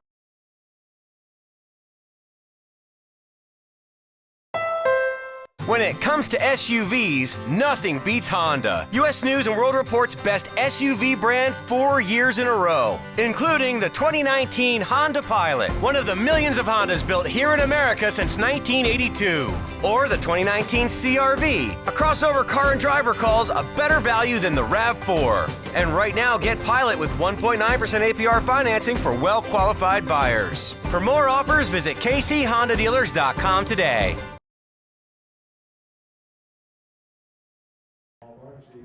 And we're back here ready for the fourth quarter here. This is likely going to be one with some drama. A close game on our hands, 14-0. The Hawklets are starting to move the ball a little bit on offense. Still no scores to this point. They're looking at about a 4th and 8. This play right here coming up is going to shape the rest of the game, really, because it'll tell them if they need to turn the heat up a little more or if they need to maybe just take it slow and kind of do what they've been doing. 4th and 8. Ball on the 30-yard line. Hummel gets the snap, dropping back to pass. Rolling out, looking to his left. Here comes Max Wisner trying to bring him down. Felix Anudike's there behind him, and he gets the tackle for the Tigers. It'll be a turnover on downs. Felix Anudike, as senior in his last year, showing up in a big way for the Tigers, and he does it once again. And this is by far his biggest game of the season, and it is the most important. Felix Anudike, never a guy who walks away from the spotlight. He steps up, and he stepped up tonight. You might have been thinking that background noise is the Rockhurst Hawklets loud crowd, but no, all far away. It is that Lee Summit loud crowd, and they are as happy as can be with how this season has gone and to be performing this well against the Rockhurst Hawklets. Who would have thought, especially after last season, losing 45-7 in this exact game. Coming back into this house, wanting revenge like they did the Broncos earlier in the year. Pearsall fires one into the hands of the Hawklets. It'll be a pick 6 on the first play of the Tigers' drive. You don't see Pearsall make a lot of mistakes, but that time he threw it right into the hands of the man in blue. 14-6 the score. Stephen Burge in there in his senior year making one of the biggest plays likely he could make, especially if the Hawklets are going to come back and win this ball game. 14-6. What a play, and if you're a Hawklet, you're on the edge of your seat right now hoping that they can keep this up. That might be one of the biggest plays of the game. I mean, for the offense not to be really doing anything, and for the secondary, who even their coach thought would have struggled in this one, to make that play, that's incredible. So now we'll see the Hawklets ready to try to put their first PAT through the... Oh, it's blocked by the Tigers. How about that? They make me stop talking. Landon Willis comes in there diving like Superman, gets his hands on it, stops that extra point, and that is huge in the grand scheme of things because if the Hawklets are able to put up a score in their next drive without the Tigers putting up one of their own, we're looking at 14-12 rather than 14-13, and they've got to go for 2 if they want a chance to even tie the ball game.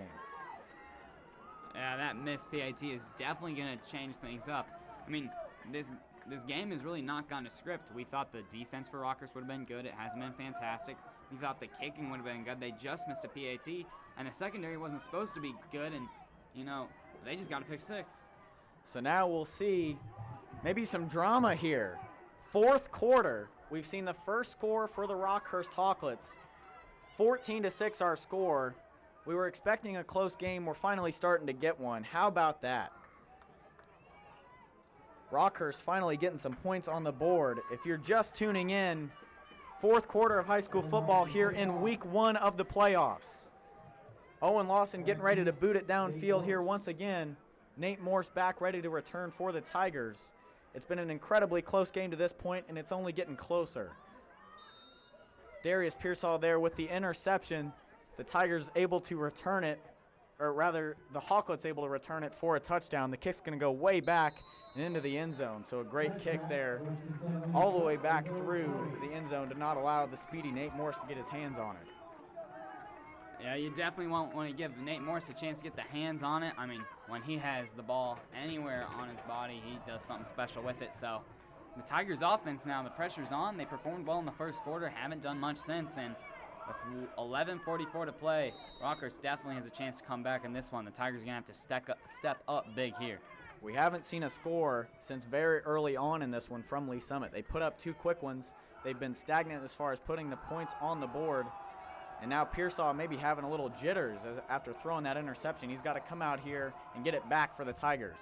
He'll keep it himself here. He's going to sling one over to Micah Manning, who's not going to be able to do much with it. Some good improvisation there once he gets the ball to be able to pick up about 4 for the Tigers, or rather 3 for the Tigers, getting the ball to the 23-yard line. Micah Manning there just had to sidestep out of bounds to get the 3 yards that he eventually did get. Darius Pearsall did a good job not getting sacked there. Again, the offense just hasn't had that same firepower they used to have, but they're definitely looking to regain it on what could be the most important drive of the night. We need to give some credit to the Hawklets defense. They're starting to step things up here, maybe getting used to this Tigers offense a little bit. Pearsall, the lone man in the backfield, dropping back, ready to pass. He's got a man in his face, and it was in the hands of Rockhurst once again, deflected. The intended receiver there looked like Landon Shepard. And for the first time, we're really starting to see the offensive line for the Tigers bend a little bit. They've been incredible all year long. We've been ranting and raving about them even in this game. And now these last couple plays, Rockhurst are starting to break through that line for the first time. So some excitement and noise coming from the Rockhurst fans. And for good reason. They've got a chance in this ball game still with 11 minutes left. Pearsall and Tapino in the backfield for the Tigers. 3 receivers out to their left. Rolling out to his left is Pearsall looking to pass. He's going to throw one over near Nate Morse, and it's just going to drop dead. He doesn't want to take the sack. So it'll be about 3rd and 10, or rather 3rd and 6 for the Tigers. That's definitely one of the biggest plays. I believe it was actually 4th and 6, Jordan. Yes, it will be 4th, and it appears to be 6, and now the Tigers are going to have to punt it away. Only wasting a minute of the clock there, still 10:53 left. I mean, that's some solid defense out of their front 7 that they just haven't seen in the first quarter for the Rockhurst Hawklets. We need to see, if you're a Lee Summit fan, you want to see maybe some more poise coming out of the Tigers, letting the big moment get to them a little bit here. They've got to calm down, get the nerves back under control, and start to win this ball game like they were earlier in the first half. The Hawklets have the ball back at about the 49 in their own territory after Krebs just calls for a fair catch, not wanting that big hit that he took earlier to come back and haunt him. So we'll see now the Hawklets getting to start over once more with the ball. This is where things start to get interesting here, especially if they put a score on the board. 14-6 our score after that PAT gets blocked by Landon Willis. So we'll see here if they do put a score on the board. We got to see them either probably go for 2 to try to tie things up, or just go for 1 and hope that you get another one on the board later on. But the Tigers now not as steady as they looked earlier on. We're finally starting to see the Rockhurst Hawklets that beat Ray Peck, that beat Christian Brothers, that beat Jeff City. We're starting to see a little of that firepower come back in this one. The flag is thrown against Rockhurst. So it looked like a false start there. And they'll have to back up 5 yards, which isn't what you want, obviously, if you're a Hawklet, to back up even further. So they're now at the 44 and starting to get quiet once again. The nerves coming into the fans here at Rockhurst. Rockhurst loud crowd doing a fantastic job of hyping each other up. They got their senior leaders down on the track just jumping around like giddy school kids, but they're getting the Hawklets back in this one. Dropping back to pass once again.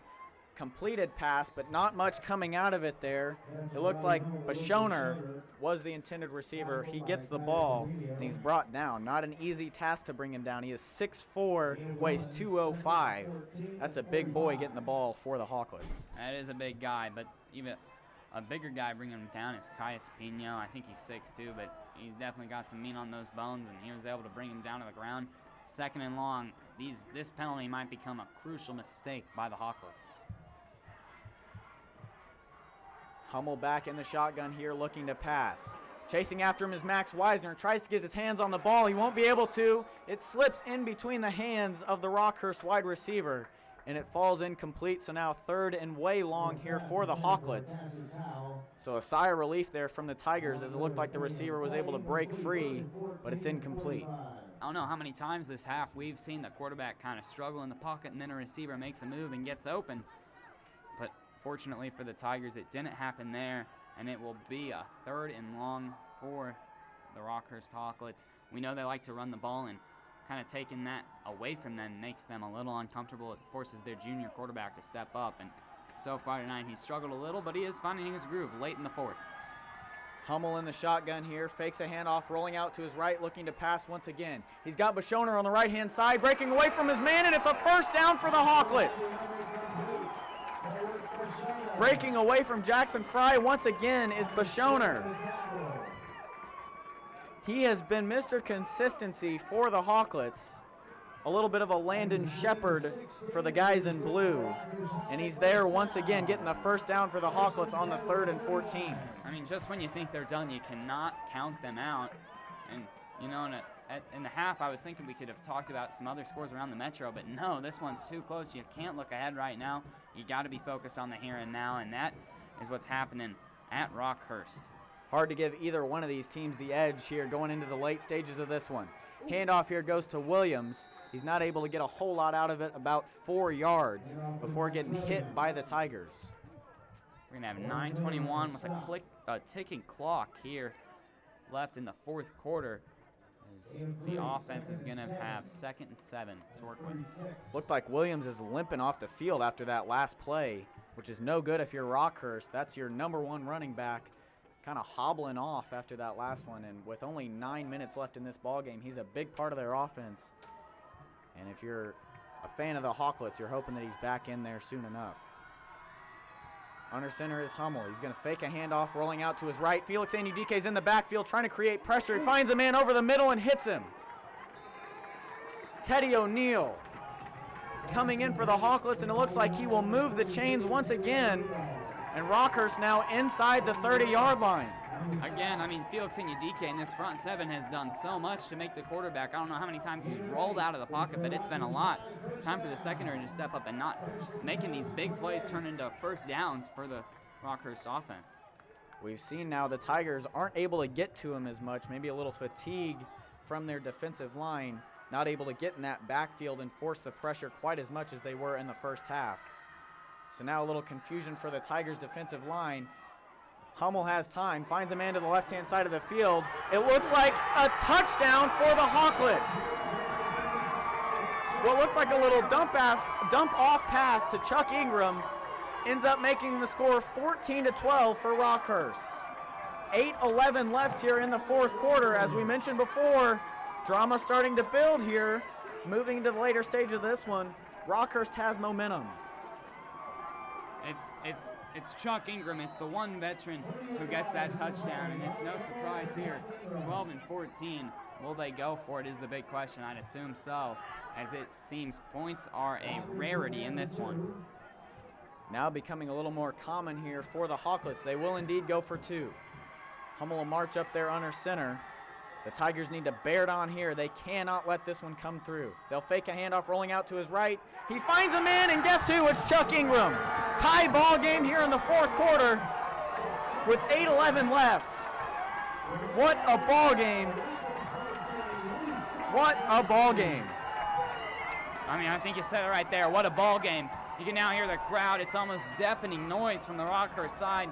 Fans, parents are high-fiving each other as the student section goes absolutely nuts. And it seems at least Summit side is the quietest they've been all night. They're going to need to find a way to get the offense to get going again like they were in the 1st quarter. It seemed like they were dominant. Severino not going down easy in his last game, or the last season, rather, of his coaching career. So we've seen, as you said, these teams are playing for a lot right now. You lose this ball game, you're out. That's it. You're done. This may be a lot of these guys on the field, it'll be the last time you play a football game. Maybe the last time you play just at the high school level.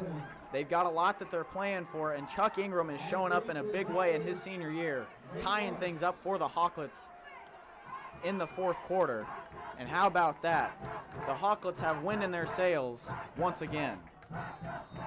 They do indeed. The momentum is on their side, and it's going to take everything the Lee Summit offense have to take it out of them.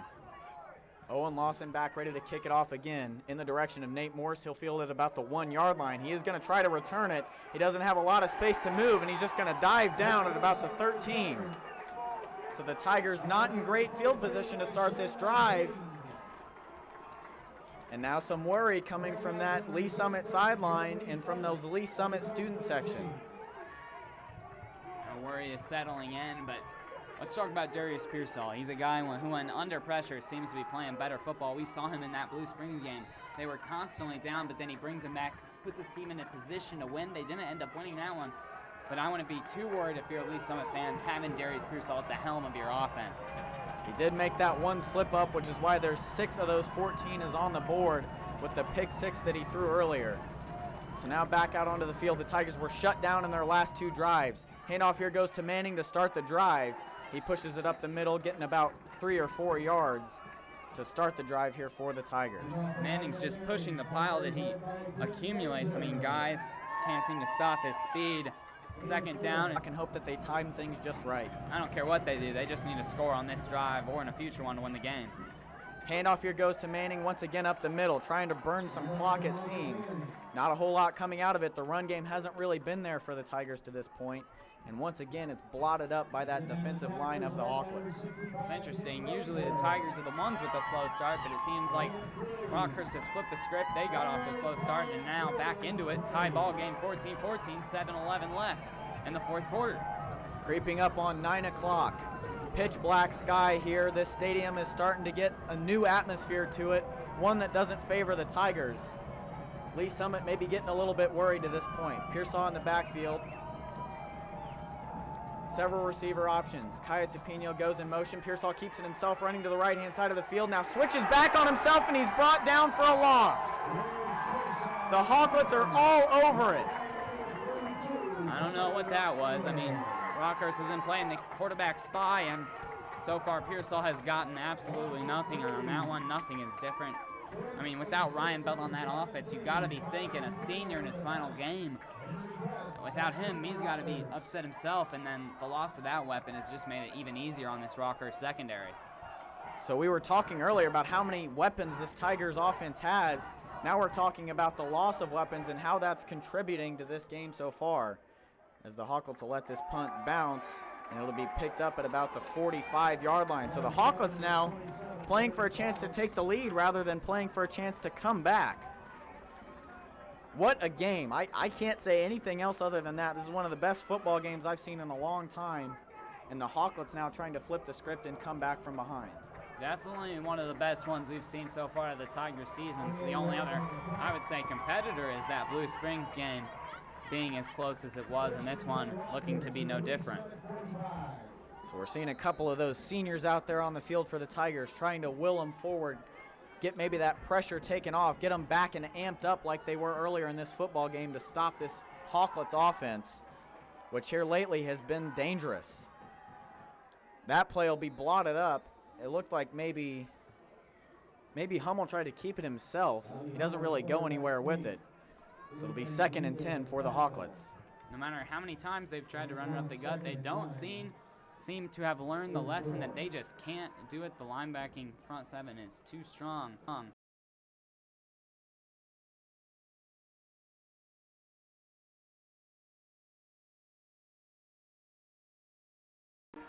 So we're seeing, again, the script getting flipped a little bit.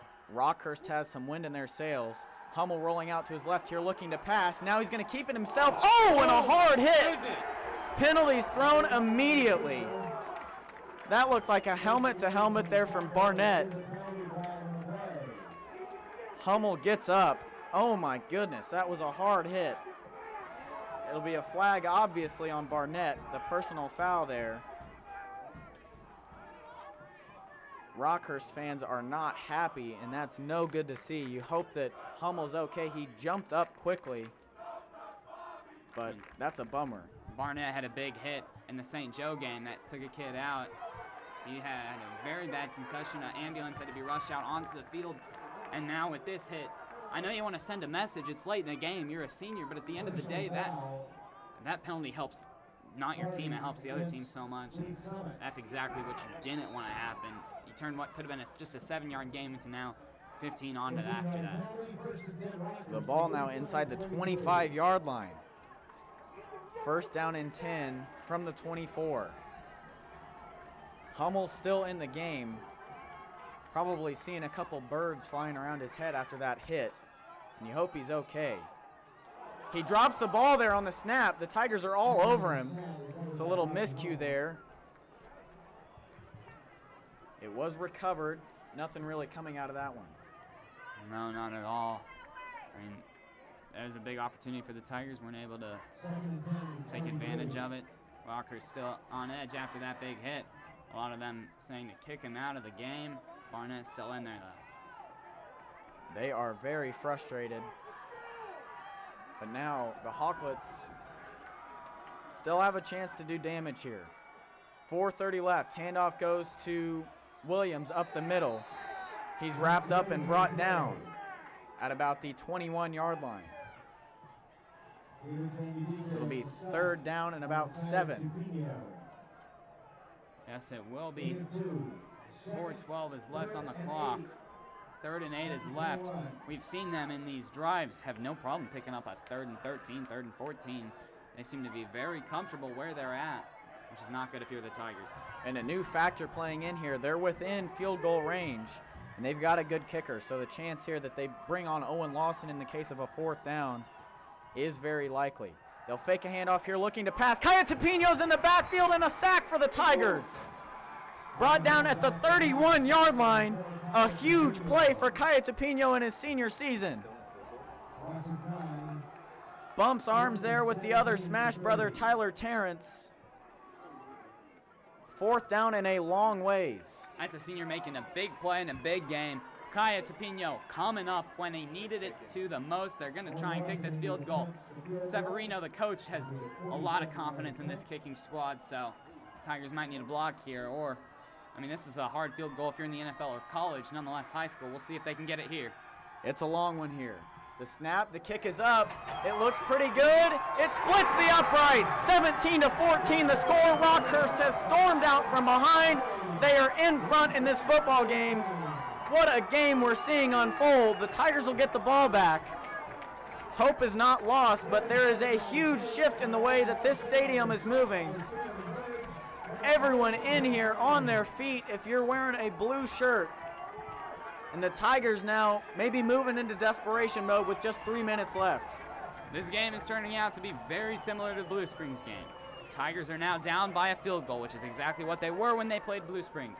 They got one drive left, and that's exactly what Pearsall did. He had to drive them all the way to the 2-yard line, just wasn't able to complete.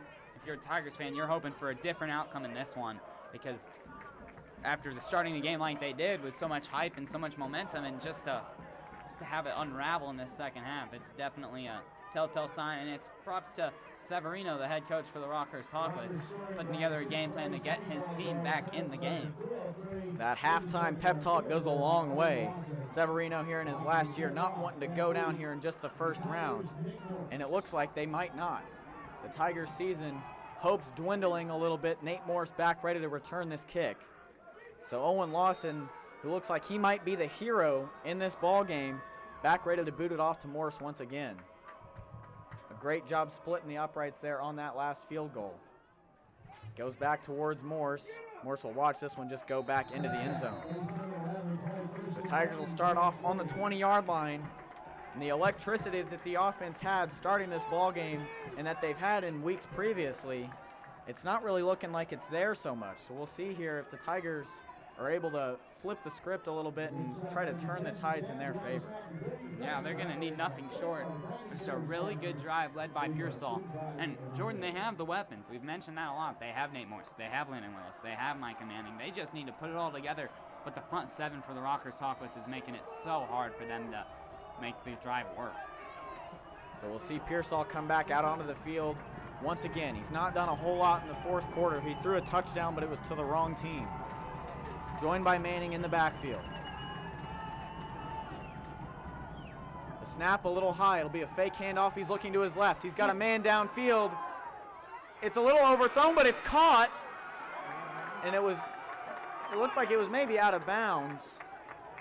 And that will indeed be the call. So Micah Manning broke free way downfield and caught the ball just a couple yards out of bounds. That would have been huge for the Tigers. Just unfortunate. An absolute dot by Pearsall. Unfortunately, two Rockhurst defenders were all over it like white on rice. And even though Manning was in position, the throw was good, it just got broken up, and unfortunately it was out of bounds. So Pearsall now in the backfield, the lone man back there. This stadium is getting loud.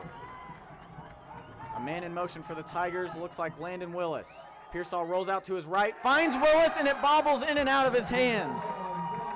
3rd and 10 now for the Tigers as the clock ticks down inside 3 minutes. Now we got 2:54 left to play in this 4th quarter, and what seemingly looked like the Tigers would have cruised to a victory in the first round of the playoffs here.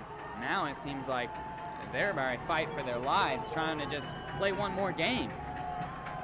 Both teams playing for a lot, as I mentioned before. If you're just joining us, I'm Jordan Wood, joined by Kyle Cumberland, Josh Walker on the camera, Blake Heisey running graphics for us up here in the booth, making sure you guys are caught up at home or wherever you are watching this football game. Pearsall in the backfield, rolling out to his right. Pressure coming from the Hawklets. Pressure coming from the Hawklets. He's brought down and sacked at the 11-yard line. And Pearsall is limping. What a ball game we're watching here from Rockhurst. A big loss, and the Tigers have to punt it off once again.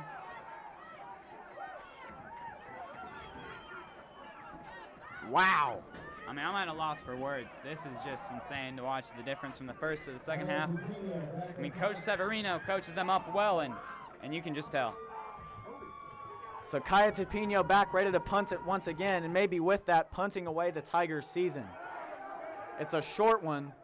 It'll go out of bounds. No, it won't go out of bounds. A friendly bounce for the Tigers. It's picked up at the 37-yard line.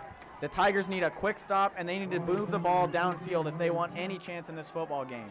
1:57 on the clock. It stopped at the moment, but the Hawklets have been unstoppable here in the second half, and more specifically in the 4th quarter.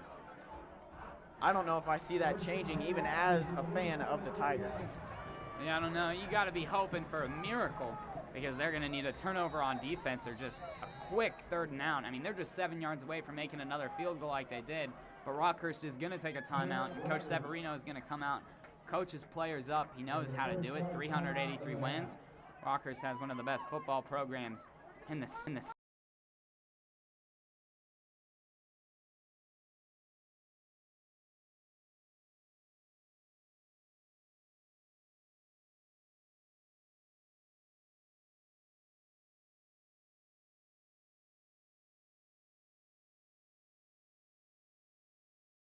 part of it, and now we're especially going to see that both teams down to 2 timeouts. In a close football game like this, the Hawklets really need to get their team together, and if they put another score on the board, I don't see the Tigers coming back. They just don't have the time. If it's a field goal, that's one thing, but if they put 7 more on the board, the Tigers might be down and out for good, and that would be the end of the season for Lee Summit.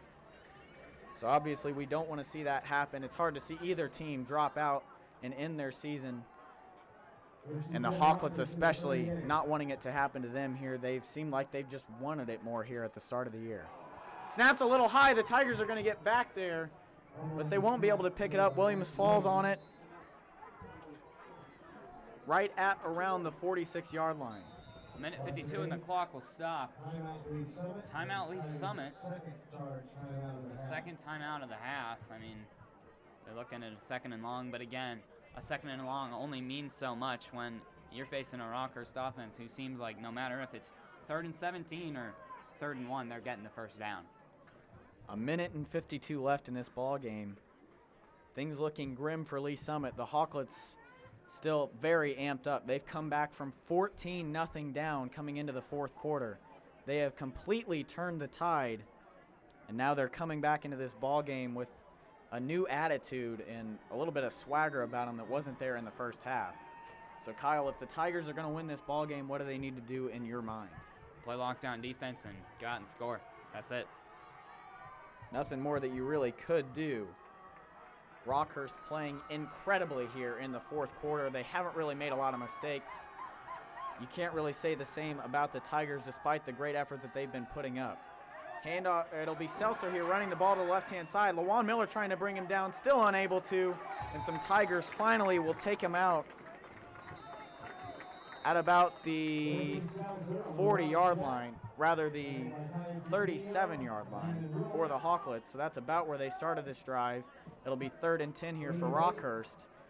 If they're unable to move the ball any further here as the Tigers burn their final timeout, if Rockhurst is unable to move the ball any further, we could be seeing a little bit of new life put into the Tigers here in the second half. I mean, even if they do stop him here, best case scenario, it's a touchback, and they have to drive 80 yards with no timeouts and probably a minute and like 10 seconds left on the clock. I mean, this is looking grim if you're a Tigers fan. Thank you for tuning in tonight. It's been a pleasure, but Rockhurst just needs to make a mistake, and they haven't made many so far in this fourth quarter. You're exactly right. Everything about their game seems to be really coming together. They've had the ball within Tiger territory really for the entire fourth quarter if they've gotten the ball, and the Tigers been able to, or unable rather, to get the ball to their other 50. So we'll see here if the Hawklets are able to continue their great play that they've kept up to this point. Seltzer is taking over, it looks like, it as the full-time quarterback. A little bit of a wildcat there, running it himself. So it'll be 4th and 9. After that big hit we saw Hummel take, he's out of this ball game, it seems, for the end of it. Probably getting evaluated for a concussion after that big helmet-to-helmet that we saw from Alexander Barnett. It's just unnecessary, and a minute 18 left. Time is ticking. They're going to punt it away, drain as much of the clock as they can. They still have 17 seconds to drain as a punt is incoming, and Darius Pearsall is just going to have to step up. I mean, even NFL quarterbacks going to have made this comeback, but we'll see if he can do it. Clock will run down inside about 55 as the Hawklets will go ahead and take the delay of game. And strategic there, running down actually to about the 50. They'll have to move it back a little bit, though. The play clock stopped right around the 54 mark. We'll see if they do make that change. It doesn't look like they will. So Rockhurst will be back now, ready to punt it off. The Tigers don't have a lot of time. Inside 50 seconds. Landon Willis back ready to return. He needs a big magical return here to set the Tigers up. The Tigers need to get a big return here to set up a drive if they want any chance of coming back in this ball game. 54 seconds left. I mean, I've said it before, I don't think we've seen many returns taken for touchdowns. Maybe one tonight to seal the deal for the Tigers, but again, that's just wishful thinking. We're going to need more realistic goals that the Tigers expect to come back in this one. Way high snap, though! Falling all the way back, and UDK's there, he blocks it! And the Tigers will come in, and it looks like they might have picked the ball up. It doesn't matter, the Tigers have the ball inside the 45, or inside the 35, rather. Talk about miracles! How about that? Let's go! We're going crazy in the booth. If you cannot tell, if we had a camera on us, it'd be hysterical. It's still nothing is guaranteed here. The Tigers have been given new life. Undoubtedly, they've been given new life. A high snap, it goes back into the backfield. And UDK gets back there, blocks the punt. And the Tigers now have the ball at the 34. Holy cow. Coach Thomas is going to do one last huddle for this offense, and now it's all Darius Pearsall and the weapons he has. It's been one heck of a season for them. They don't want to end it here. At the 34-yard line is where they're going to start, and they're going to have to get a field goal or a touchdown to seal the deal on this one. Holy cow, 2 seasons on the line here. Pearsall dropping back, ready to pass. Pressure coming to him. Looks to his right, fires one downfield, and just throws it out of bounds. 35 seconds left in the fourth quarter. They do have time with a 1st and 10, again on the 34-yard line. Darius, with that incomplete pass, is going to stop the clock. So we're going to see how the offense pulls this one as he waits for the call from Coach T. 35 seconds left in this ball game. If they get the ball in tight enough, They might just settle for a field goal here, try to tie this one up, maybe send it to overtime. A lot of noise now coming from the Rockhurst fans. Pearsall, the lone man in the backfield, 5 receiver options out there for him, and they're all deadly. Dropping back to pass is Pearsall. Looking to his right, he finds Landon Willis. Some yards for the Tigers. They'll get the ball inside the 30 to about the 26-yard line. Coming in inside field goal range. So now the Tigers can take a little bit of a breath. They still need to try to move the ball forward, but they might be able to just settle here for a field goal, try to tie this ball game up. Let's talk about Troy Huffman. I mean, the kid from Park Hill South and on has been nothing short of spectacular. He has had every PAT he has attempted, and I think every field goal. I'm not sure. Don't quote me on it, though. 30 seconds left. The clock is stopped. Rockhurst fans are going nuts here in the loud crowd as their hearts bumping. I mean, my adrenaline is rushing, and I'm sure theirs is too. I can't imagine what the players are experiencing right now. Tommy Locke comes out onto the field. Darius Pearsall is injured. So more drama added to it. 30 seconds left in this ball game, and the junior Tommy Locke, cousin of Drew Locke, is coming out to play quarterback for Lee Summit. We've seen him a couple times. He's going to be the lone man in the backfield here. No doubtedly looking to pass here unless we see a man in motion pre-snap. We don't. He's dropping back to pass, rolling out to his left quickly. Looking to fire one downfield. It's picked off by the Hawklets. Holy cow. We've seen them all over the place. It's Henry Krebs once again.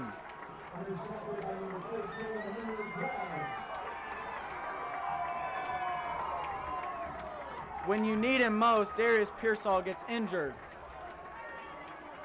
And without knowing it, he has played his last snap of high school football, most likely. That's not what he deserved. He's been so much better, so consistent for the Tigers. For the season, for him, 10 like that, watching his JV backup on the sidelines throw that pick is just, I mean, it's gut-wrenching for him. I can't imagine. He's a Missouri State commit. He's got a lot of football ahead of him, but that is a frustrating one if you're Darius Pearsall to get injured on the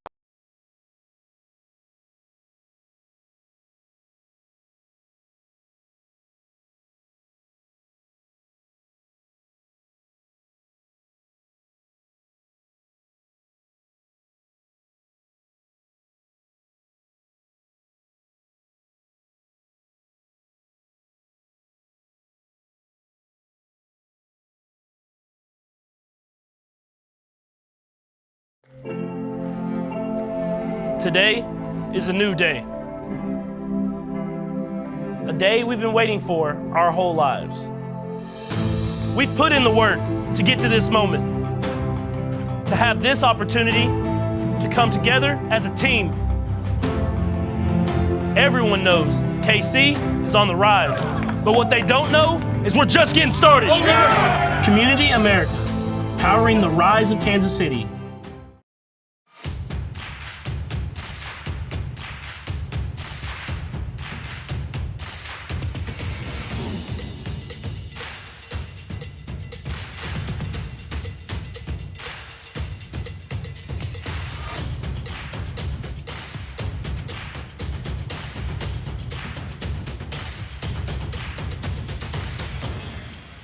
Gear up for back to sport at Academy Sports and Outdoors. When it comes to SUVs, nothing beats Honda. U.S. News & World Report's best SUV brand 4 years in a row, including the 2019 Honda Pilot, one of the millions of Hondas built here in America since 1982. Or the 2019 CR-V, a crossover car and driver calls a better value than the RAV4. And right now, get Pilot with 1.9% APR financing for well-qualified buyers. For more offers, visit kchondadealers.com today.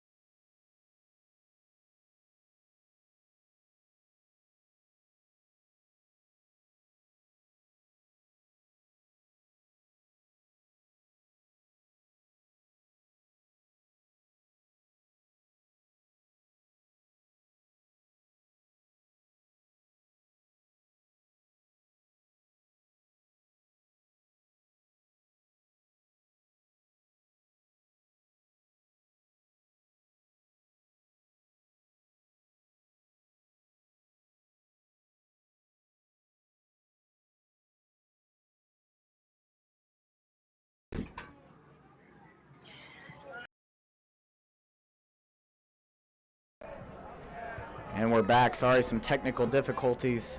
I'm not entirely sure where we left you. That's kind of been how tonight's gone. It's been just a little bit of frustration here from the Lee Summit side of things. I'll turn to Blake Heisey now, who's in the booth with me. Blake, we'll talk a little bit about the future. We've just seen some seniors play their last snaps for the Tigers. Guys like Felix Anudike, Tyler Terrence, Micah Manning, the big one, Darius Pearsall. All these guys are gone next year. How does the future look for Lee Summit? It is really early to be able to tell, but something that Coach Eric Thomas has always proven to the city of Lee Summit is that he always has a trick up his sleeve. He always finds a way to make this team, be something great. And so moving forward, the Tigers just have to keep their heads up. I feel really bad for the seniors personally. That last couple of minutes was just a series of unfortunate events for both teams. You have the snap over the head of the punter, and then, of course, that's such a terrible way for Darius Pearsall to go out. I feel so bad for him. Prayers to him and his family. Hopefully he's all right. But more importantly now, as from the Tiger side, we just have to look to the future, and we'll see where things go. Again, we'll get to the playoff picture here in a moment. Kyle, what are your thoughts about the way that things end there tonight? I'm extremely frustrated as a senior to watch. That's how our season ends. It's disappointing, especially after going up so early within the first quarter, but we just got word up here in the booth that Darius Pearsall wasn't actually injured. He actually got pulled off the field by the refs. So for him not even to, be injured, he didn't want to go out. But the refs forced him to go out.